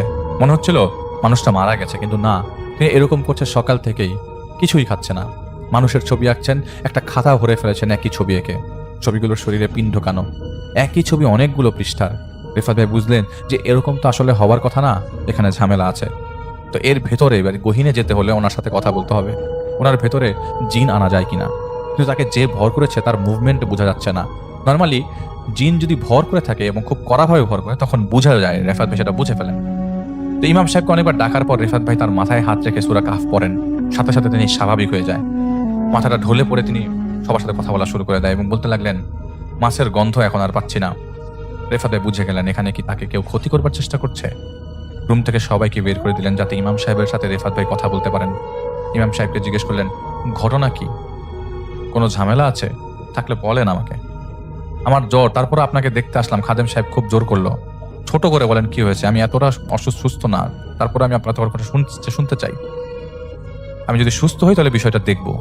এর মধ্যে বাইরে থাকা জিনরা দেয়াল ভেদ করে একে একে সেখানে এসে হুজুরের ওই ইমাম সাহেবের পেছনে এসে দাঁড়ায়। তিনি বলেন 5 মাস আগের কথা, 5-6 মাস আগের কথা, রাজারবাগে একটা বাসায় তিনি একজনের কথায় গিয়েছিলেন।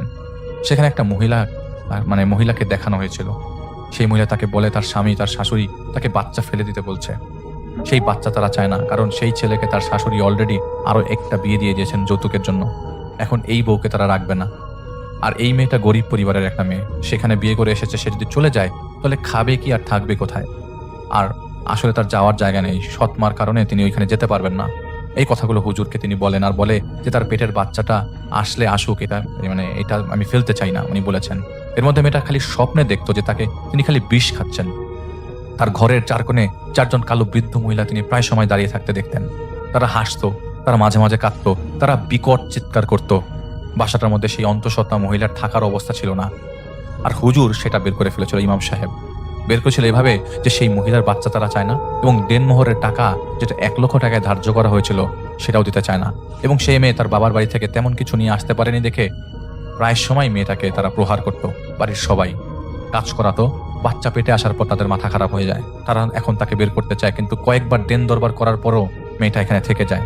তাই একটা জিন চালান দেওয়া হয়েছে যাতে মেয়েটার পেটের বাচ্চাটা নষ্ট হয়ে যায়, আর সাথে সাথে মেয়েটাও সেখান থেকে দূরে সরে যায়। ইমাম সাহেব করেছিলেন 7 দিনের চেষ্টায় সেই জিন দ্বারা ক্ষতি করা উদ্ধার করেছিলেন ক্ষতিগুলাকে আর কি। তাবিজ কবজের যে পাওয়ারটা সেটা কমিয়ে দিতে সক্ষম হয়েছিলেন, এবং সে 80% কাজ করে ফেলেছেন। অনেকগুলো তাবিজ উদ্ধার করেছিলেন, কিন্তু সব করতে পারেন নাই। কিন্তু তিনি তার উপর ক্ষতি করার জিনিসগুলো সরিয়ে দিতেন এবং 1 সপ্তাহ পর পর সরাতেন, এবং প্রায় সময় ইমাম সাহেব এটা তার সাথে থাকা জিন দ্বারা করাতেন। তার জিনরা অতটা পাওয়ারফুল ছিল না, তার ভালো ছিল এবং সবসময় ইমাম সাহেবের সাথে থাকতো। এই কাজ চলাকালীন প্রায় 1 মাস পর তিনি জানতে পারেন সে মেয়ে গলায় দড়ি দিয়ে ফাঁসি দেয়। ইমাম সাহেবের বুঝতে বাকি রইল না, সেই মানুষরূপী সত্যিকার পিশাচগুলো এই অন্তঃসত্ত্বা মেয়েটাকে মেরে ফেললো। খবর আসার পর তিনি আর ওই বাড়িতে যান নাই, এবং অনেক কান্না করেন ইমাম সাহেব, অনেক কষ্ট পান, কিছুই করতে পারেননি আসলে মেয়েটার জন্য। অসহায় মেয়েটা শেষমেশ মারাই গেল। তারা বলেছে আত্মহত্যা করেছে। ইমাম সাহেব জানতো মেয়েটার বাঁচার ইচ্ছা কতটা ছিল। মেয়েটা মারা যাওয়ার 2 মাস পর থেকে আনুমানিক প্রায় রাতেই ফাঁসির দড়ি ইমাম সাহেব তার বাসার সিলিংয়ে দেখতেন, কিন্তু কাউকে কিছু বলতেন না। মাঝে মাঝে বাথরুমের প্রবেশের দরজার উপরে দেখতেন। ইমাম সাহেব পুরো বাসায় প্রতিদিন সূরা কালাম পরে পানি দিয়ে ফু দিলেও প্রায় সময় তিনি মাছের গন্ধ পেতেন। আষ্টে গন্ধ। ইমাম সাহেব তো কারো ক্ষতি করেন নাই, কিন্তু এরকম মাছের গন্ধ ইমাম সাহেব প্রায় সময় পেতে থাকলেন। তিনি যতই শরীর বন্ধ করেন ততই তিনি কিছুক্ষণ পর আবার সেই গন্ধগুলা পেতে থাকেন, আবার দোয়া পড়লে ঠিক হয়ে যায়। এবং ইমাম সাহেবের ধারণা তার ছেলেকে ওরাই মেরেছে। তো রেফাত ভাই বাসায় যান এবং তার ওস্তাদদেরকে জিজ্ঞেস করেন মানুষের এরকম খারাপ দিকে যাওয়াটা আল্লাহ কিভাবে নিবেন। ওস্তাদরা বলেন ইমাম কিছুই জানে না ওরা কতটা খারাপ, ওরা খারাপের শেষ পর্যায়ে চলে গেছে। আল্লাহ ওদের দিয়ে আরো খারাপ কাজ করাবে, শয়তান ওদের দিয়ে আরো খারাপ কাজ করাবে, এবং শয়তানের খারাপ কাজের শেষে আল্লাহ ওদেরকে আরাম করে, মানে ওই খারাপ কাজের দিকে আল্লাহ তাআলা মানে এভাবেই শয়তান ওকে এভাবেই নিয়ে যাবে যাতে ওরা আরাম করে সেই খারাপ কাজের দিকে যায়, এবং আল্লাহ এরপরে সেটার জন্য থাকবে শাস্তি। মানুষের ক্ষতি সামান্য পাথর মারলেই হবে, আর এত শিরকি গুনাহ। ছি, এই পিশাচগুলোকে আল্লাহ কিভাবে মারবেন জানি না, তবে আমার জানার মানে তাদের কথা হচ্ছে আমার জানার পর আমাদেরই মারতে ইচ্ছা করছে। তো ইমাম সাহেবের গাড়ির সামনে বসার কথা ছিল, কিন্তু তিনি বসেন নাই, ছেলেটার উপর দিয়ে গেছে। সেই মানুষের বাচ্চাগুলো যে জিন চালান দিয়েছিল তারাই ইমাম সাহেবকে যন্ত্রণা করছে। বাইরে থেকে দেখলে মনে হয় ইমাম সাহেব পাগল হয়ে গেছে, তাই না? কিন্তু তুমি যখন তার মাথায় হাত রাখলে কি মনে হলো? সব নর্মাল না?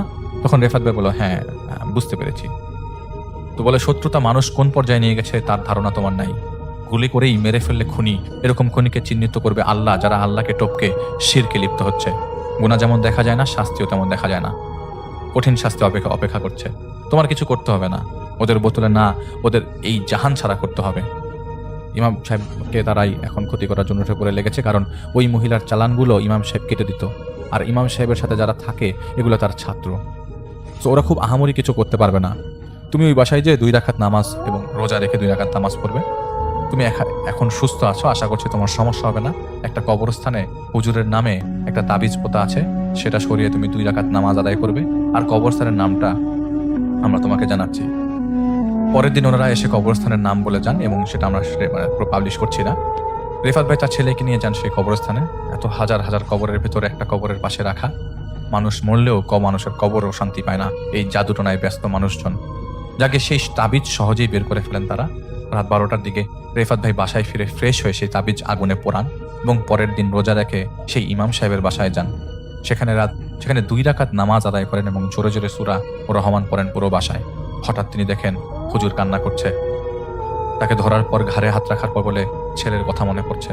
বোঝা গেল তিনি নর্মাল হয়েছেন। রেফাত ভাইয়ের সাথে সাথে তিনি এই বাসা ত্যাগ করেন, এবং প্রায় 20 দিন পর সেই বাসায় গেলে রেফাত ভাই দেখেন যে ইমাম সাহেব মসজিদের জন্য রওনা হচ্ছেন। তো এরপর থেকে উনি মোটামুটি নর্মাল হয়ে যান, নামাজ পড়াচ্ছিলেন। সব নর্মাল হতে একটু সময় লাগে, তো মোটামুটি তখন পর্যন্ত সমস্যা হচ্ছিল না।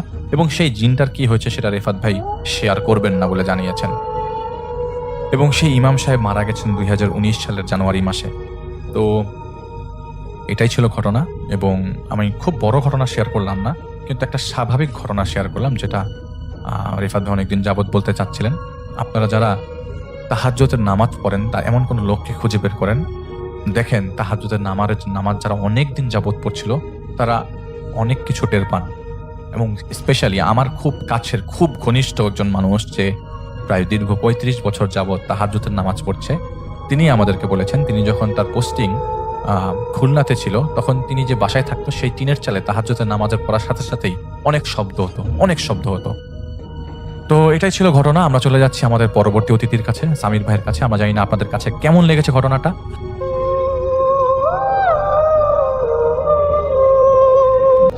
হৃদয়দের বাড়িটা ছিল গ্রামের এক পাশে, এবং তার পাশে ছোট একটা রাস্তা যেটা দিয়ে তাদের মূল সড়কে ওঠে, আর তার পাশে হৃদয়দের ফসলের মাঠ, মানে ফসলের ক্ষেত যেখানে তারা চাষাবাদ করে। তো এই চাষাবাদের যে মাঠ বেশ বড় একটা জায়গা, বেশ লম্বা, মানে এখানে দাঁড়াইলে ওই মাথায় সবকিছু ছোট দেখা যায়। এবং তার পাশে একটা ছোট রাস্তার মতো, তার পাশে হচ্ছে একটা বিল, এবং সেই বিলে বর্ষায় পানি বেড়ে যায় বা বৃষ্টি হলে পানি বেড়ে যায়। ওই যে ছোট রাস্তাটা আছে সেই ছোট রাস্তাটা ডুবে গিয়ে বিলের সাথে এই ক্ষেত মানে এক হয়ে যায়, এরকম একটা জায়গা। তো তখন দেখা যাচ্ছে যে সেই ক্ষেত যেখানে, সে ক্ষেতের মধ্যে মানুষ মাছও ধরে অনেকে, মানে হৃদয়দের ফ্যামিলিরই চাচা বা অন্যান্যরা ওখানে মাছ টাছ ধরে। আর এই পুরা ভরা বর্ষা মৌসুমে ওই জায়গাটা, ওই ক্ষেতটা মোটামুটি পানির তলেই থাকে। ওখানে গেলে, ওখানে দাঁড়ালে দেখা যাচ্ছে 1 বুকেরও বেশি পানি হয়ে যায়। মানে এক কথায় বিলটা হৃদয়দের বাড়ির রাস্তার পাশে চলে আসে বর্ষা মৌসুমে। আর এই ক্ষেতের ওই পারে যে ছোট রাস্তার কাছে যে জায়গাটা, সেখানে কিন্তু আরেকটা মানে এরকম উঁচু ল্যান্ড আছে আর কি, বেশ খানিকটা জায়গা, মানে বেশ ওখানে গাছগাছালি একটা জঙ্গলার মতো, সেখানে একটা বড় গাছ আছে। তো ওই জায়গাটাতে সাধারণত মানুষ যায় না, তারা যখন চাষাবাদও করে শুকনো মৌসুমে, ওখানে যখন ধান চাষ হয় তখন ওখানে ওই যারা ধানের শ্রমিক আছে, তারা ধান লাগায় বা ধান ওই সময় ক্ষেতের পরিচর্যা করে বা দেখে, তারা কিন্তু কেউই ওই জায়গাটার মধ্যে যায় না, কারণ জায়গাটা তাদের কাছে ভালো লাগে না। তো হৃদয়ের বাবা মাঝে মাঝে যেত, একদম শেষ পর্যন্ত যেত ওখানে, যে বসতো তার কাজকর্ম হলে, কারণ একেবারে তার ক্ষেতের একদম পাশে, শেষ মাথায়। তো এই হচ্ছে ওখানকার সিচুয়েশন বা ওখানকার অবস্থান। তো একবার তখন বৃষ্টি হচ্ছে, মানে দেখা গেছে যে মানে যেই সময় এই বর্ষা মৌসুম আসে তার আগের থেকে বৃষ্টি হচ্ছে, বেশ মেঘ গুড়গুড় করতেছে, আকাশ দিনের বেলা অন্ধকার হয়ে যাচ্ছে, বৃষ্টি আসতেছে। তো বেশ 2-3 দিন বৃষ্টি হওয়ার পর ওই ধান কাটার টাইম তখন মানে আসে নাই, তার আগেই মানে তাদের ধান তখন কাঁচা পাকা এরকম একটা অবস্থা, পুরোপুরি পাকে নাই, এরকম অবস্থায় বৃষ্টিতে তাদের ওখানে পানি ওঠা শুরু হলো। মানে হৃদয়ের যে ক্ষেত, ধান ক্ষেত, সেখানে পানি ওঠা শুরু হয়ে গেছে। তো হৃদয়ের আব্বা প্রথম দিন দেখলেন যে পানি মোটামুটি নিচে, তিনি তখন চিন্তা করলেন যে আমাকে ব্যবস্থা নিতে হবে, এই ধান কাটতে হবে, নাহলে এই ধান ডুবে যাবে, আর ডুবে গেলে তো সমস্যা। তো তিনি ওইভাবে চিন্তা ভাবনা করলেন যে তিনি আগামীকাল মানে পরদিনই এই পানি আরো বাড়ার আগে, কারণ বৃষ্টি থেমে থেমে হচ্ছে, তিনি কাজ শুরু করবেন। তো হৃদয় তখন মোটামুটি একটু ছোট, এই ইউজুয়ালি দেখা যাচ্ছে ছোটখাটো কাজে সে হৃদয়কে তিনি নেন, সাথে নিয়ে কাজে হেল্পে নেন, বলে যে এইটা করে দাও, ওইটা করে দাও। তো ওই দিন তিনি আর ছেলেকে ডাকেন নাই, কারণ ওই যে একটু পানি উঠছে, তার মনে হচ্ছে যে ছেলে যদি এখানে নামে তাহলে ছেলে ঠান্ডা লাগতে পারে। তো এই চিন্তা করে তিনি ওই দিন গেছেন। এখন বৃষ্টি শুরু হয়েছে, ওই দিন বেশ বৃষ্টি হচ্ছে, হৃদয়ের বাবা আরেকজন মানুষকে নিয়ে কাটা শুরু করছেন ধান। তো দুইজনে মিলে কুলায় উঠতে পারতেছেন না জমির ধান পুরো কাটতে, তো কেটে কেটে জমাচ্ছেন, নৌকা নিয়ে গেছেন, সেই নৌকা এক পাশে রাখছেন। মানে তখন পর্যন্ত প্রায় কোমর পর্যন্ত পানি হয়ে গেছে, ওখানে কোমর পর্যন্ত পানি হলেও মানে নৌকাটা থাকে এবং হাঁটা যায়। তো উনি ধান কেটে কেটে নৌকায় উঠাচ্ছেন, তারপর সাথে পলিথিন নিয়েছেন বড়, সেটার মধ্যেও রাখতেছেন, বেঁধে এই মাথাটা বেঁধে দিয়েছেন নৌকার সাথে। যাই হোক, অনেক কষ্ট করে তিনি ওই ধান কেটে ফেলছেন, এবং বৃষ্টি তখন পড়া শুরু হয়েছে, যখন তিনি কাজ করতেছিলেন তখন বৃষ্টি শুরু হয়েছে, এবং মোটামুটি ভালো বৃষ্টি। তার সাথে যে লোক, তিনি ডুবাই ডুবাই কাটতেছেন তো ধান, তো তিনি এক সময় বলতেছেন যে আর সম্ভব না, মানে বিকাল গড়ায় আসার আগে আকাশে মেঘ মানে জমা হচ্ছেই, মুহ মুহ মেঘ ডাকতেছে। তো তিনি এক পর্যায়ে মানে ক্ষান্ত দিলেন, সেই লোক বললেন যে আমি আর পারতেছি না, আমি চলে যাব। এদিকে কিন্তু মুষলধারে বৃষ্টি হচ্ছে, মানে একেবারে ঝুম বৃষ্টি নামছে। তো হৃদয়ের আব্বা মাথার উপর পলিথিন ধরে কথা বলতেছেন লোকটার সাথে, লোকটা ভিজে গেছে দুইজনই, কারণ কোমরের নিচে লোকটা ডুবাই ডুবাই কাটতেছে। তো লোকটা তখন বললো যে আর পারবো না রে ভাই, আমি যাই, আমার শরীর আর চলে না। তো হৃদয়ের বাবার তো নিজের ক্ষেত, তার কিছু করার নাই, তিনি তার ভাইদেরকেও বলেন নাই আগাম যে এসে হেল্প করতে। তো খুব মানে চিন্তায় পড়ে গেলেন কি করবেন। এদিকে ওই লোক আস্তে ধীরে ওই ইসের থেকে উঠে গেল, ক্ষেতের থেকে, তখন অলরেডি কোমরের উপরে পানি উঠে গেছে, আর সেই লোক রওনা দিল। তো হৃদয়ের আব্বা খুব টেনশনে পড়লেন কি করবেন। তো তিনি তাড়াতাড়ি চলে গেলেন বাসায়, বাসায় যে হৃদয়কে ডাকলেন, বললেন যে আমার সাথে আয়, আমার সাথে হেল্প কর। তো হৃদয়ের কাছে একটু মানে অভিমান লাগলো, কারণ সে কিন্তু বাবার কাজে হেল্প করতে চায়, আর সবসময় সে চায় বাবার সাথে যে কাজ করতে। তো দেখলো যে যেহেতু বাবা ডাকে নাই, তার মনটা একটু খারাপ হলো যে আব্বা এত কষ্ট করে কাজ করতেছে এরকম। তো সে তাড়াতাড়ি নেমে গেল বাবার সাথে, যে হেঁটে যে সাথে খেতে নেমে গেল, আর বাবাকে কাজে হেল্প করা শুরু করলো। মানে ওই যে ধান যতটুকু কাটা বাকি, যতটুকু কেটে উঠাচ্ছে, এদিকে অন্ধকার হয়ে আসছে, তাতে একদম তো একে তো মেঘ করছে, বৃষ্টি হচ্ছে, তার মধ্যে একদম রিয়েলি অন্ধকার, আর পুরা মানে মনে হচ্ছে যে বেশ মানে সন্ধ্যা ঘনায় গেছে এরকম। তো হৃদয়ের মা যখন দেখলো যে তার হাজবেন্ড এবং ছেলে কাজ করতেছে, তিনিও মাথার মধ্যে একটা বড় ছাতি ধরে চলে আসলেন সেখানে। তিনি বসে বসে দেখতেছেন যে কি করে। তো এক জায়গায় বসে দেখতে তো তার কাছে একটু মানে কেমন বোরিং লাগতেছে, অনেকক্ষণ দেখতেছেন। তো তিনি মাঝে মাঝে হেঁটে কাছে চলে যান, কাছে গিয়ে দেখেন কি করতেছে, ছেলেকে বলেন যে দড়ি দিয়ে বাইন্দে এখানে দে, এবং ওই তারা ওই যে তাদের ওই ধান যে কাটছে দড়ি দিয়ে বেঁধে বেঁধে বান্ডিলগুলো পাড়ে নিয়ে আসতেছে। হৃদয়ের মাও হেল্প করতেছিল ওই কাজে। তো এরকম চলতেছে। তো তিনি হাঁটতে হাঁটতে এক সময় গিয়ে বসেন ওই পাশে ক্ষেতের ওই সাইডে, হাঁটতে হাঁটতে চলে যান পাড় ধরে গিয়ে ওই যে গাছ যে আছে ওই গাছের ওইখানে যে তিনি বসেন কিছুক্ষণ। তো বসে থেকে তিনি অনেকক্ষণ মানে বসে আছেন এবং দেখতেছেন তার হাজবেন্ড এবং ছেলে কাজ করতে করতে এই সাইডে চলে আসছে, মোটামুটি একলা হয়ে যাচ্ছেন তিনি, এরকম একটা অবস্থা।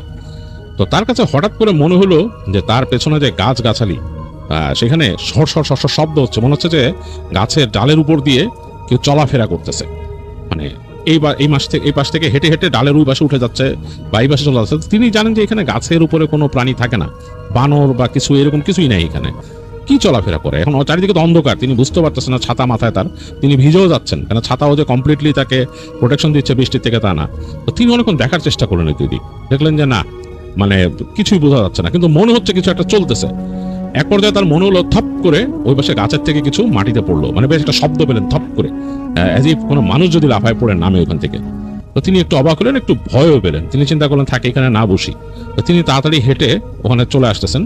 হাঁটতে হাঁটতে এই মানে অনেক লম্বা রাস্তা, কিন্তু হাঁটতে হাঁটতে এই পাশে আসছেন, এসে দেখতেছেন যে মানে তার হাজবেন্ড আর ছেলে দুজনে ভিজে একাকার অবস্থা একদম। তাদের হৃদয়ের প্রায় বুকের কাছাকাছি পানি, তার হাজবেন্ডের প্রায় পেটের থেকে আরেকটু উপরে, এরকম পানির মধ্যে তারা সরাই ফেলছে, অনেক ধান সরাই ফেলছে, ওখান থেকে কেটে তো ফেলছেই, সরাই ফেলছে, এবং খুব দ্রুত হৃদয় খুব দ্রুত কাজ করতেছে, সুইফট জিনিস চলে আসতেছে। তো তিনি চিন্তা করলেন যে এদেরকে কিছু খাবার দেওয়া দরকার। তো তিনি বললেন যে আমি আসতেছি বাসার থেকে। তো তার এই কথাটা তারা শুনলো কিনা কে জানে, তিনি বলছেন জোরেই, তারা শুনছে কিনা কে জানে, তারা তো কাজে মগ্ন, একদম অন্ধকার। আর তিনি বললেন যে এখন অন্ধকার হয়ে গেছে, আমি একটা হারিকেনও নিয়ে আসবো আর একটা ছাতি নিয়ে আসবো, ওই ছাতি পাইতে হারিকেন নিচে দিয়ে দিব। এই বলে তিনি হাঁটা দিলেন বাসার দিকে। তো তিনি বাসায় গেছেন, বাসায় যেয়ে তিনি খুঁজতেছেন যে কি দিবেন তাদেরকে। তো খুঁজে তিনি ওখানে মুড়ি পেলেন, খই পেলেন, নাড়ু পেলেন নারকেলের। তো যাই হোক, যা যা পাইছেন তিনি এগুলো সব একটা ইসের মধ্যে গোছায় নিয়ে হারিকেন নিলেন, আর এক্সট্রা ছাতা ছিল বাসায় ছিল, সেটা নিয়ে তিনি রওনা দিলেন বের হয়ে।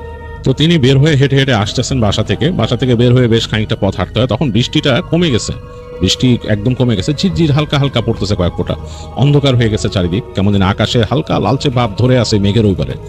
তো তিনি হারিকেন বাগায় ধরে সামনে যাচ্ছেন, সামনে যেয়ে তিনি রাস্তায় উঠলেন, ওই যে তাদের বাসার কাছে যে রাস্তার পরেই কিন্তু তাদের ক্ষেত। তো রাস্তা থেকে হেঁটে নামলেন, রাস্তা তো বেশ খানিকটা জায়গা থাকে, তারপর একটু মাটির জায়গা। তো হেঁটে যেয়ে দেখলেন যে তার হাজব্যান্ড কাজ করতেছে, আর তার ছেলে হেঁটে হেঁটে ওই গাছটার দিকে যাচ্ছে যেদিকে তিনি বসেছিলেন ওই জায়গায়। তো হেঁটে হেঁটে একদম হৃদয় ওই গাছের কাছাকাছি চলে যাচ্ছে। তো তিনি চিৎকার করলেন হৃদয়ের নাম ধরে, এই হৃদয় ওদিক কই যাস, অনেক জোরে জোরে চিৎকার করছেন তিনি। তো মহিলা মানুষের যেহেতু গলা হাই পিচের, শব্দটা মনে হয় হৃদয়ের কানে গেছে। তো হৃদয় পিছন ফিরে তাকালো তার দিকে। তো তিনি হারিকেন এরকম উঁচা করে দেখতেছেন, দেখে হৃদয় বুঝলো যে মানে হারিকেন উঁচা করে ধরছে, এবং তিনি বুঝতে পারলেন যে এটা কেউ। হৃদয় তাড়াতাড়ি হেঁটে হেঁটে আবার এদিকে আসতেছে, এবং তিনি চিৎকার করতেছেন, এদিকে আয়, তুই ওদিক কই যাস বলে চিৎকার করতেছে। তো তার বাবাও দেখলো যে তাকাইছে, হৃদয়ের বাবাও দেখালো যে পানির থেকে তাকায় আছে তার দিকে, তাকায় তিনিও হেঁটে হেঁটে আসতেছেন। তো দুইজনে তার হৃদয়ের বাবা হেঁটে একদম কাছাকাছি আসলেন। তো হৃদয়ের আম্মা হারিকেন উঁচু করে বলতেছে, যে হৃদয়কে বলতেছে যে তুই ওদিক কই যাইতেছিলি, ওদিকে তুই হাইটা কই গেছিলি? তো হৃদয় বলতেছে, আরে তুমি না ডাকলা আমারে, আমি তো তোমার ডাক শুনলাম। হৃদয়ের আব্বা বলে, হ্যাঁ আমিও শুনছি, তুমি না ডাকছো ওদিক থেকে, তুমি এখানে কেমনে? বলে, আরে আমি তো কতক্ষণ আগে ডাক দিয়ে ওখানে চিৎকার করে বলছি তোমাদের, তখন বৃষ্টি পড়তেছিল যে আমি খাওয়ান নিয়ে আসি বাসার থেকে, হারিকেন নিয়ে আসি, আমি তো এখন কোত্থেকে? তো তাই বলছে, হ্যাঁ আশ্চর্য তো, তোমার তো এইখানে দেখতেছে, ওইখান থেকে কে ডাকলো আবার? তো তারা তিনজনই ওদিকে তাকাইলো, ওদিকে তাকায় মনে হচ্ছে তাদের কাছে হৃদয় কিন্তু কিছু দেখতেছে না। হৃদয় বলছে যে সে ঠিক মতো কিছুই দেখে নাই। হৃদয়ের আম্মার আব্বা নাকি দেখছে কে জানে বসে আছে ওই পাশে, অথচ হৃদয় নাকি দেখতেছে ওই জায়গায় পুরো ডার্ক, তার চোখে কিছু পড়তেছে না, বাট তার মা আর বাবা নাকি দেখছে কে ওখানে বসে আছে। তো তার বাবা বললো হৃদয়ের আম্মাকে, কে ওইটা? হ্যাঁ, তো হৃদয় আম্মা বলছে, হ্যাঁ কে জানি এখানে বসে রয়েছে। তো হৃদয় বলতেছে আমি কিছু দেখি না। তো হৃদয়ের আব্বা কি করলো, বললো তুই এখানে থাক, হৃদয়কে থাক বলে সে সামনে গেল, বেশ খানিকটা হেঁটে গেল সামনে। হৃদয় বলছে, আব্বা কই যান? দাঁড়া বলে আরো সামনে যায় তিনি তার ওই নৌকা ছিল, নৌকার কাছে যেয়ে দাঁড়ালেন। দাঁড়ায় তিনি ওখানে দাঁড়ায় বলছে, এই ওখানে কেডা, এই কে ওখানে, এভাবে করে তিনি বলতেছেন। কোনো উত্তর নাই, কেউ উত্তর দিতেছে না। তো একটু পরে এইটা হৃদয় নিজেও শুনছে শব্দ, পানির মধ্যে মনে হলো ছপাত করে শব্দ হলো ওই পাশে, ওই গাছের ওইখানে ঠিক পানির মধ্যে ছপাত করে শব্দ হলো, এবং এরপরে মনে হলো ছপ ছপ ছপ ছপ ছপ ছপ ছপ ছপ শব্দ পানির মধ্যে, মনে হচ্ছে পানির মধ্যে কেউ কোনো কিছুতে বাড়ি দিতেছে বারবার জোরে। তো হৃদয়ের আব্বা নাকি দেখে বলছে, এই কিরে এটা কে, এই ওখানে এমনি করে কে যায়? হৃদয়ের আব্বা নাকি এটা বলতেছে। হৃদয়ের আম্মাও নাকি পাশ থেকে বলতেছে, হ্যাঁ দেখছো তুমি এদিকে আসো, তাড়াতাড়ি এদিকে আসো। হৃদয়ের আম্মা ডাকতেছে হৃদয়ের আব্বাকে। তো হৃদয়ের আব্বা তাড়াতাড়ি হেঁটে চলে আসছে এই পাশে, এবং তাকায় তারা দুজন নাকি দেখতেছিল, হৃদয়ের আম্মা আর হৃদয়ের আব্বা।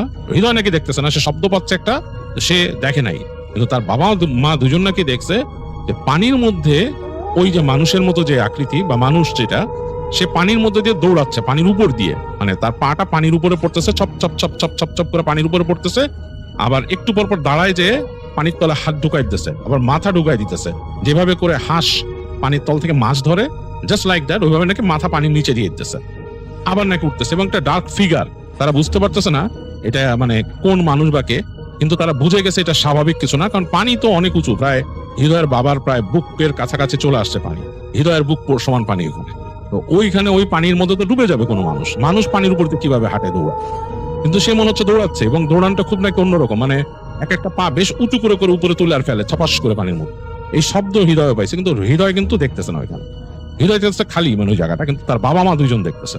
তো তারপর নাকি ওইটা দৌড়াইতে কিছুক্ষণ এদিক ওদিক করলো, হঠাৎ নাকি হৃদয়ের আব্বা বলতেছে, এই তাড়াতাড়ি ওঠ বলে ধাক্কা দিতেছে হৃদয়কে। এবং ততক্ষণে কিন্তু তারা ওই যে ধান কিন্তু তুলে ফেলছে, ওই যে তাদের নৌকায় তুলে ফেলছে, পাড়ে তুলে ফেলছে, পলিথিন দিয়ে বিছাইছে। এর মধ্যে মানে অতটুকু কাজ তাদের শেষ, সামান্য কিছু হয়তো রয়ে গেছে এরকম ওই সময়। হৃদয় আব্বা নাকি ধাক্কা দিয়ে বলছে তাড়াতাড়ি ওঠ, বলে হৃদয়কে ধাক্কা দিয়ে উঠায়, নিজেও নাকি পড়িমড়ি করে পাড়ে উঠছে। উঠে নাকি হৃদয়ের মা সুদ্ধা টান দিয়ে হৃদয়ের বাপকে এবং হৃদয়কে নিয়ে দৌড় বাসার দিকে, মানে খুব ফাস্ট তারা মুভ করছে। হৃদয় কিছুই বুঝতেছিল না ঘটনাটা কি, সে শুধু ছপ ছপ শব্দ পাইছে পানিতে। তাড়াতাড়ি নাকি তারা বাসায় এসে পড়ছে, এসে গেট খুলে ভিতরে ঢুকে দরজা লাগাই দিছে হৃদয়ের আম্মা। তো বলতেছে যে মানে হৃদয়ের আব্বার সাথে বলতেছে যে এটা তো খুব খারাপ জিনিস, খুবই খারাপ জিনিস, এটা এখানে এরকম ভাবে এসব দিলে হানা দিলে কেমনে হবে এগুলো বলতে। তো হৃদয় আব্বা বললো যে এগুলো তো কিছু গোছায় রেখেলাম না, জাস্ট পলিথিন দিয়ে রাখছি। বলে যে থাক, এখন আর কিছু করা লাগবে না। তাই বলতেছে হৃদয় আব্বারে যে এখন বেরানোর কোনো মানেই হয় না, মানে সম্ভবই না বেরানো, হৃদয় আম্মা বলতেছে।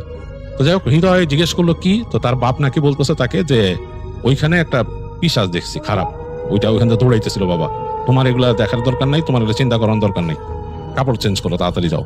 তো হৃদয়দের বাসাতে এরকম লম্বা বাসা, হৃদয় চলে গেল পাশের কামরায়, যেয়ে তার কাপড় চেঞ্জ করলো। তার বাবা মা ওইখানে ফ্রেশ হলো, কাপড় চোপড় ছেড়ে তারা যখন নাকি মোটামুটি একটু ধীর স্থির হয়েছে, তখন কিন্তু রাতটা বাড়ছে, আরো রাতটা আর একটু গভীর হয়ে গেছে। কারণ গ্রামে তো রাত এমনি গভীর হয়, আরো গভীর হয়েছে। আর এই সময় আবার বৃষ্টি শুরু হলো, তাদের যে টিনের চালে পটপট পটপট করে পড়ে জোরে বৃষ্টি পড়া শুরু হলো, মানে একদম ঝুম বৃষ্টি। তো যাই হোক, হৃদয়ের বাবা মা কথা বলতেছে, নিচেরা, হৃদয় শুনতেছে ওই পাশে বসে, বলতেছে এটা কি দেখলাম। তো হৃদয়ের আম্মা বলছে যে আমি শুনছি ওই গাছের কথা, ওই জায়গা কিন্তু খারাপ, ওই জায়গায় যাওয়া নিষেধ। হ্যাঁ, মানে হৃদয়ের দাদা নাকি বলছে তাকে যে মানে ওই জায়গায় যাতে এরকম সন্ধ্যার পরে বা বিকালবেলা বা ভর দুপুরে নাকি ওই জায়গায় না যেতে।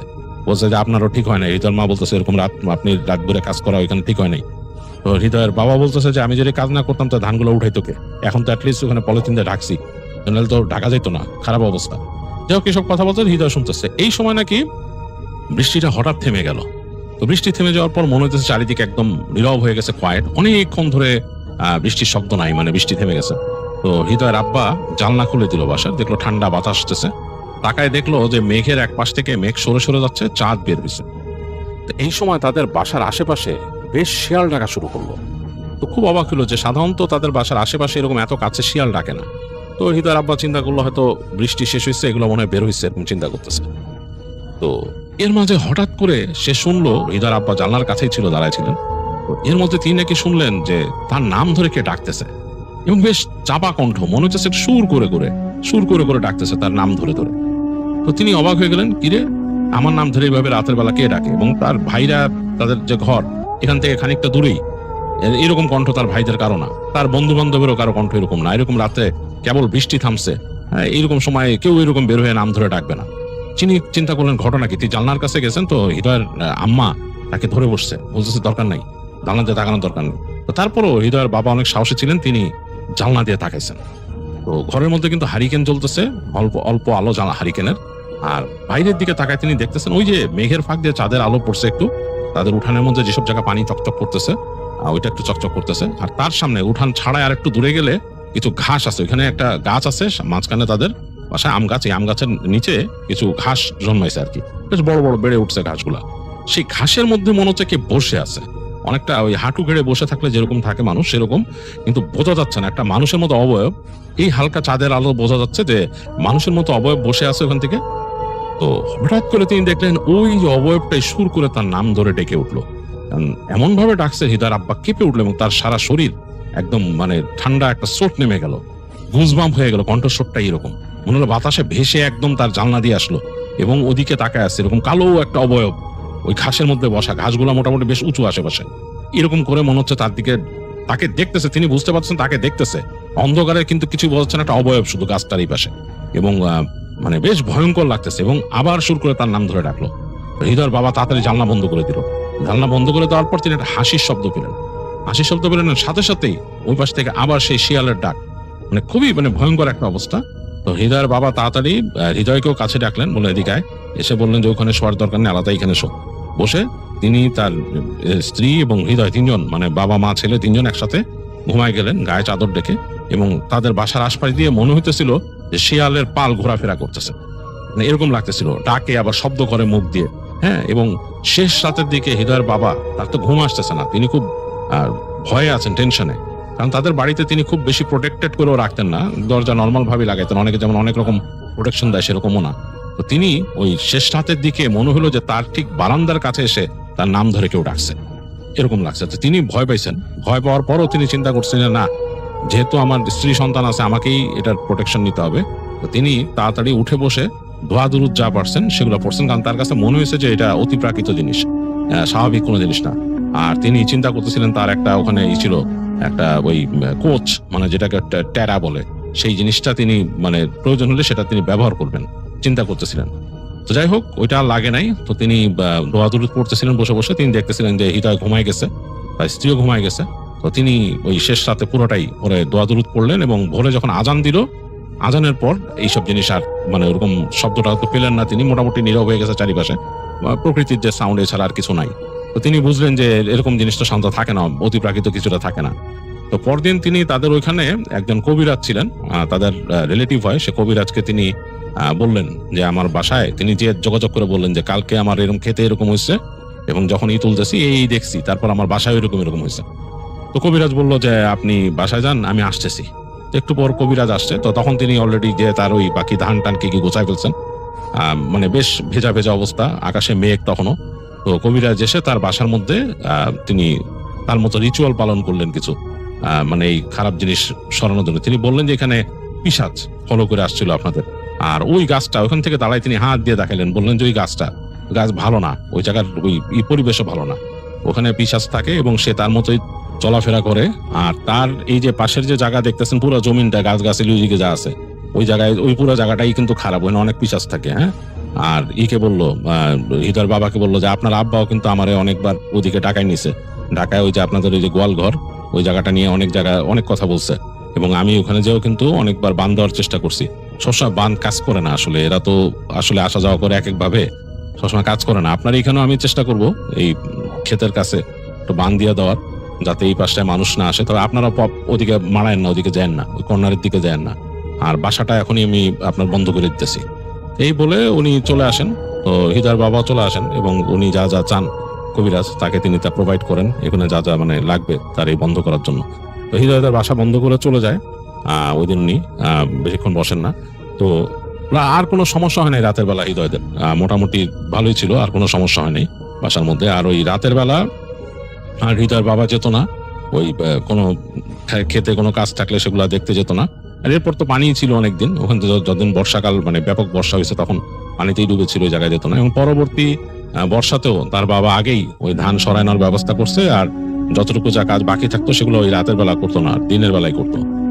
তো এটাই ছিল হৃদয়ের প্রথম ঘটনা।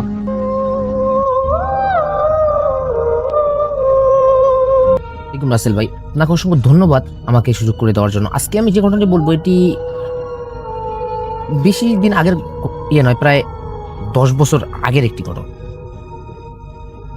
মসজিদের এক ইমামের ঘটনা, মাওলানা আব্দুল কাদের। প্রায় 10 বছর ধরে তিনি গ্রামের একটি ছোট মসজিদে ইমামতি করছিলেন। গ্রামের নাম বলবো না, কারণ আজও সেখানে যারা থাকে তারা গভীর রাত হলে সেই মসজিদের পাশ দিয়ে একা হাঁটতে চায় না। ঘটনাটি ঘটেছিল শীতের এক বৃহস্পতিবার রাতে। এশার নামাজ শেষ হয়েছে, মুসল্লিরা সবাই চলে গেছে। আমি মসজিদের দরজা জানালা বন্ধ করে বের হব, এমন সময় দেখলাম শেষ কাতারে একজন বৃদ্ধ বসে আছে, সাদা পাঞ্জাবি, সাদা টুপি, কিন্তু মুখটা অদ্ভুতভাবে নিচু। আমি বললাম, চাচা মসজিদ বন্ধ করব। তার কোনো উত্তর নেই। আমি আবারও বললাম, আপনার কি শরীর খারাপ? তিনি ধীরে ধীরে মাথা তুললেন। আমি অবাক হয়ে গেলাম, চোখ দুটো সম্পূর্ণ কাল, যেন কোনো সাদা অংশই নেই। আমি কুরআনের কয়েকটি আয়াত তিলাওয়াত করতে শুরু করলাম। মুহূর্তেই মসজিদের ভিতরে ঠান্ডা বাতাস বইতে শুরু করলো। বৈদ্যুতিক বাতিগুলো একসঙ্গে কেন জানি না মিটমিট করতে লাগে। হঠাৎ বিদ্যুৎটি ফিসফিস করে বললেন, আজান আবার দাও। কিন্তু তখন তো অনেক রাত, আবার আজান দেওয়ার কোনো কারণই নেই। আমি উত্তর দিলাম, আজানের সময় হলে অবশ্যই হবে। এই কথার পরপরই লোকটি ধীরে ধীরে উঠে দাঁড়ালো, কিন্তু তার পা মেঝেতে ছিল, মনে হচ্ছিল কয়েক ইঞ্চি উপরেই ভাসছে। আমার শরীর কাঁপতে শুরু করল। আমি সাহস করে দরজার দিকে এগোতেই পিছন থেকে ভেসে এলো এক দীর্ঘশ্বাসের শব্দ। পিছনে তাকিয়ে দেখি মসজিদের ভিতরে আর কেউ নেই, কিন্তু যেখানে বৃদ্ধ বসেছিলেন সেখানে একটি পুরনো তাসবিহ পড়ে আছে। আমি তাসবিহটি হাতে নিতেই মসজিদের মাইকে কোনো স্পর্শ ছাড়াই হঠাৎ একটি বিকট শব্দ হল। আমি দ্রুত মাইকের সুইচ বন্ধ করতে দৌড়ে গেলাম, কিন্তু সুইচ আগের মতোই বন্ধ ছিল। সেদিন রাতের পর থেকে গ্রামের মানুষ দাবি করতে লাগলো গভীর রাতে ফজরের আগ মুহূর্তে মসজিদের ভিতর থেকে কারো ধীর কণ্ঠে কুরআন তেলাওয়াতের শব্দ নাকি শোনা যায়, অথচ ভিতরে তারা কাউকেই নাকি দেখতে পায়। পরের দিন ফজরের নামাজের পর গ্রামের কয়েকজন প্রবীণ মুসল্লিকে আগের রাতের ঘটনাটি আমি সম্পূর্ণভাবে খুলে বললাম। সবাই একে অপরের মুখের দিকে তাকিয়েই রইলেন। কিছুক্ষণ নীরব থাকার পর সবচেয়ে বয়স্ক মুসল্লি ধীরে ধীরে বললেন, হুজুর, আজ থেকে প্রায় 30 বছর আগে এই মসজিদেরই একজন ইমাম ছিলেন। তিনি খুব নেককার মানুষ ছিলেন। এক শীতের রাতে তাহাজ্জুদের নামাজ পড়তে এসে হঠাৎ হৃদরোগে ইন্তেকাল করেন। ভোরের আগে কেউ জানতে পারেন। কথাটি শুনেই তার বুক ধুপ করে উঠল। সেদিন রাতে আমরাও মসজিদ থেকে যাওয়ার সিদ্ধান্ত নিলাম, তবে এবার একা না, 2জন হাফেজ, কয়েকজন মুসল্লিও সঙ্গে ছিল।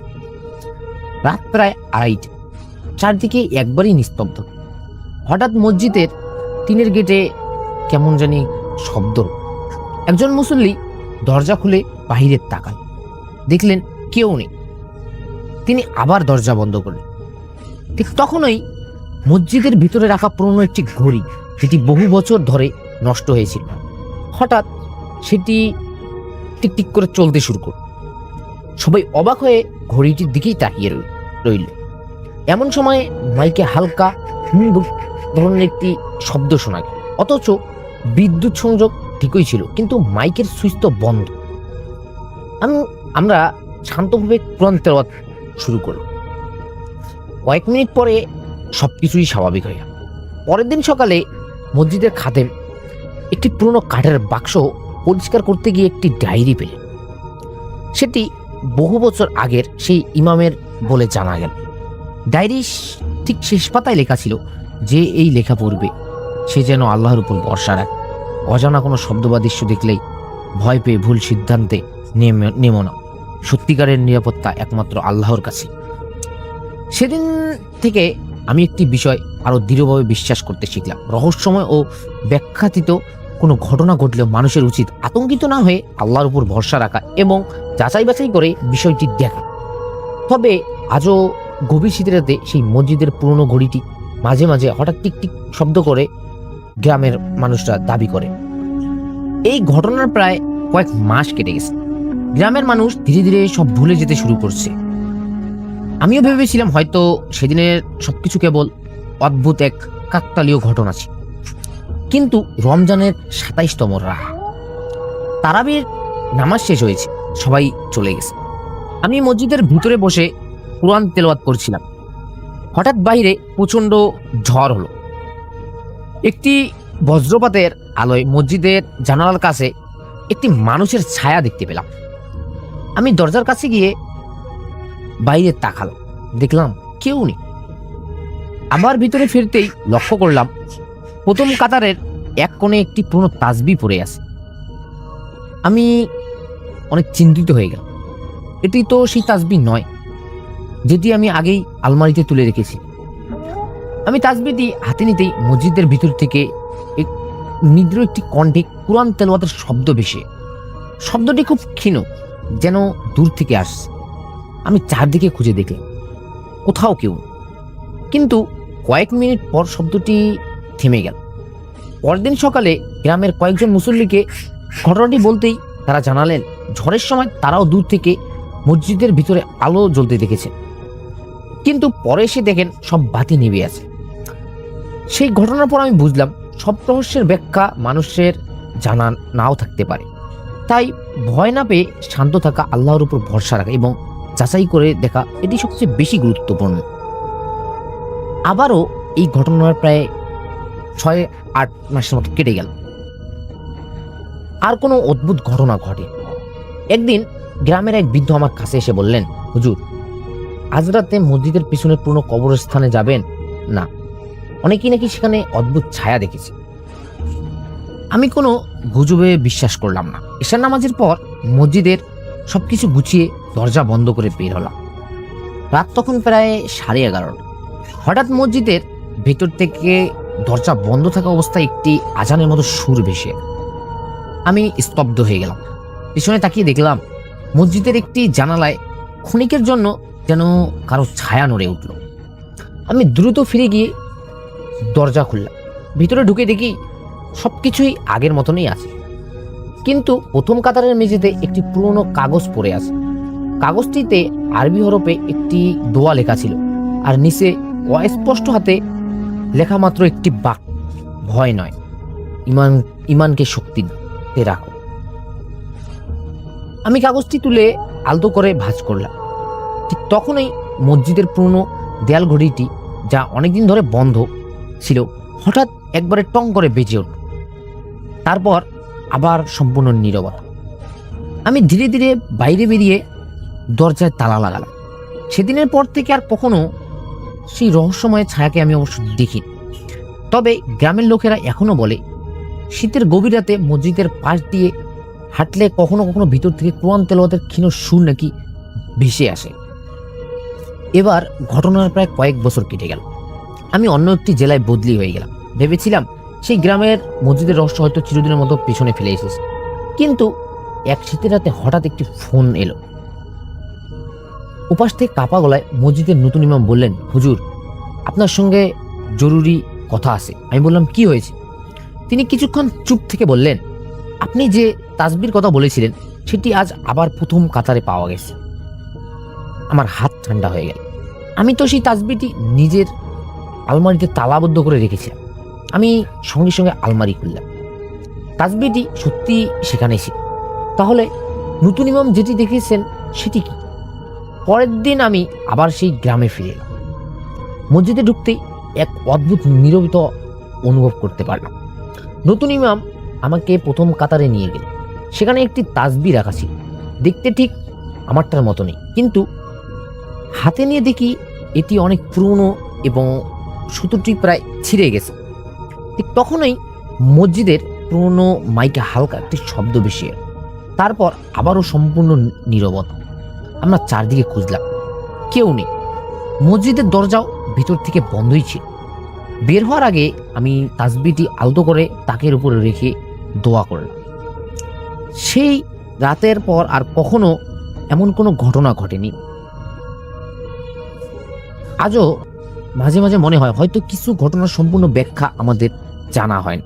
তাই অজানা কিছু দেখলে ভয় বা গুজবে ছড়ানোর বদলে শান্ত থাকা, যাচাই করা এবং আল্লাহর উপর ভরসা রাখাটাই উত্তম। সেই মসজিদে আজও আছে, আর শীতের নীরবতার রাতে সেখানে দাঁড়ালে বাতাসের শব্দে মাঝে মাঝে মনে হয় পুরনো স্মৃতিগুলো যেন এখনো দেয়ালের ভিতরে ফিসফিস করে বেড়ায়। ধন্যবাদ রাসেল ভাই, আজকের ঘটনাটি এই পর্যন্তই।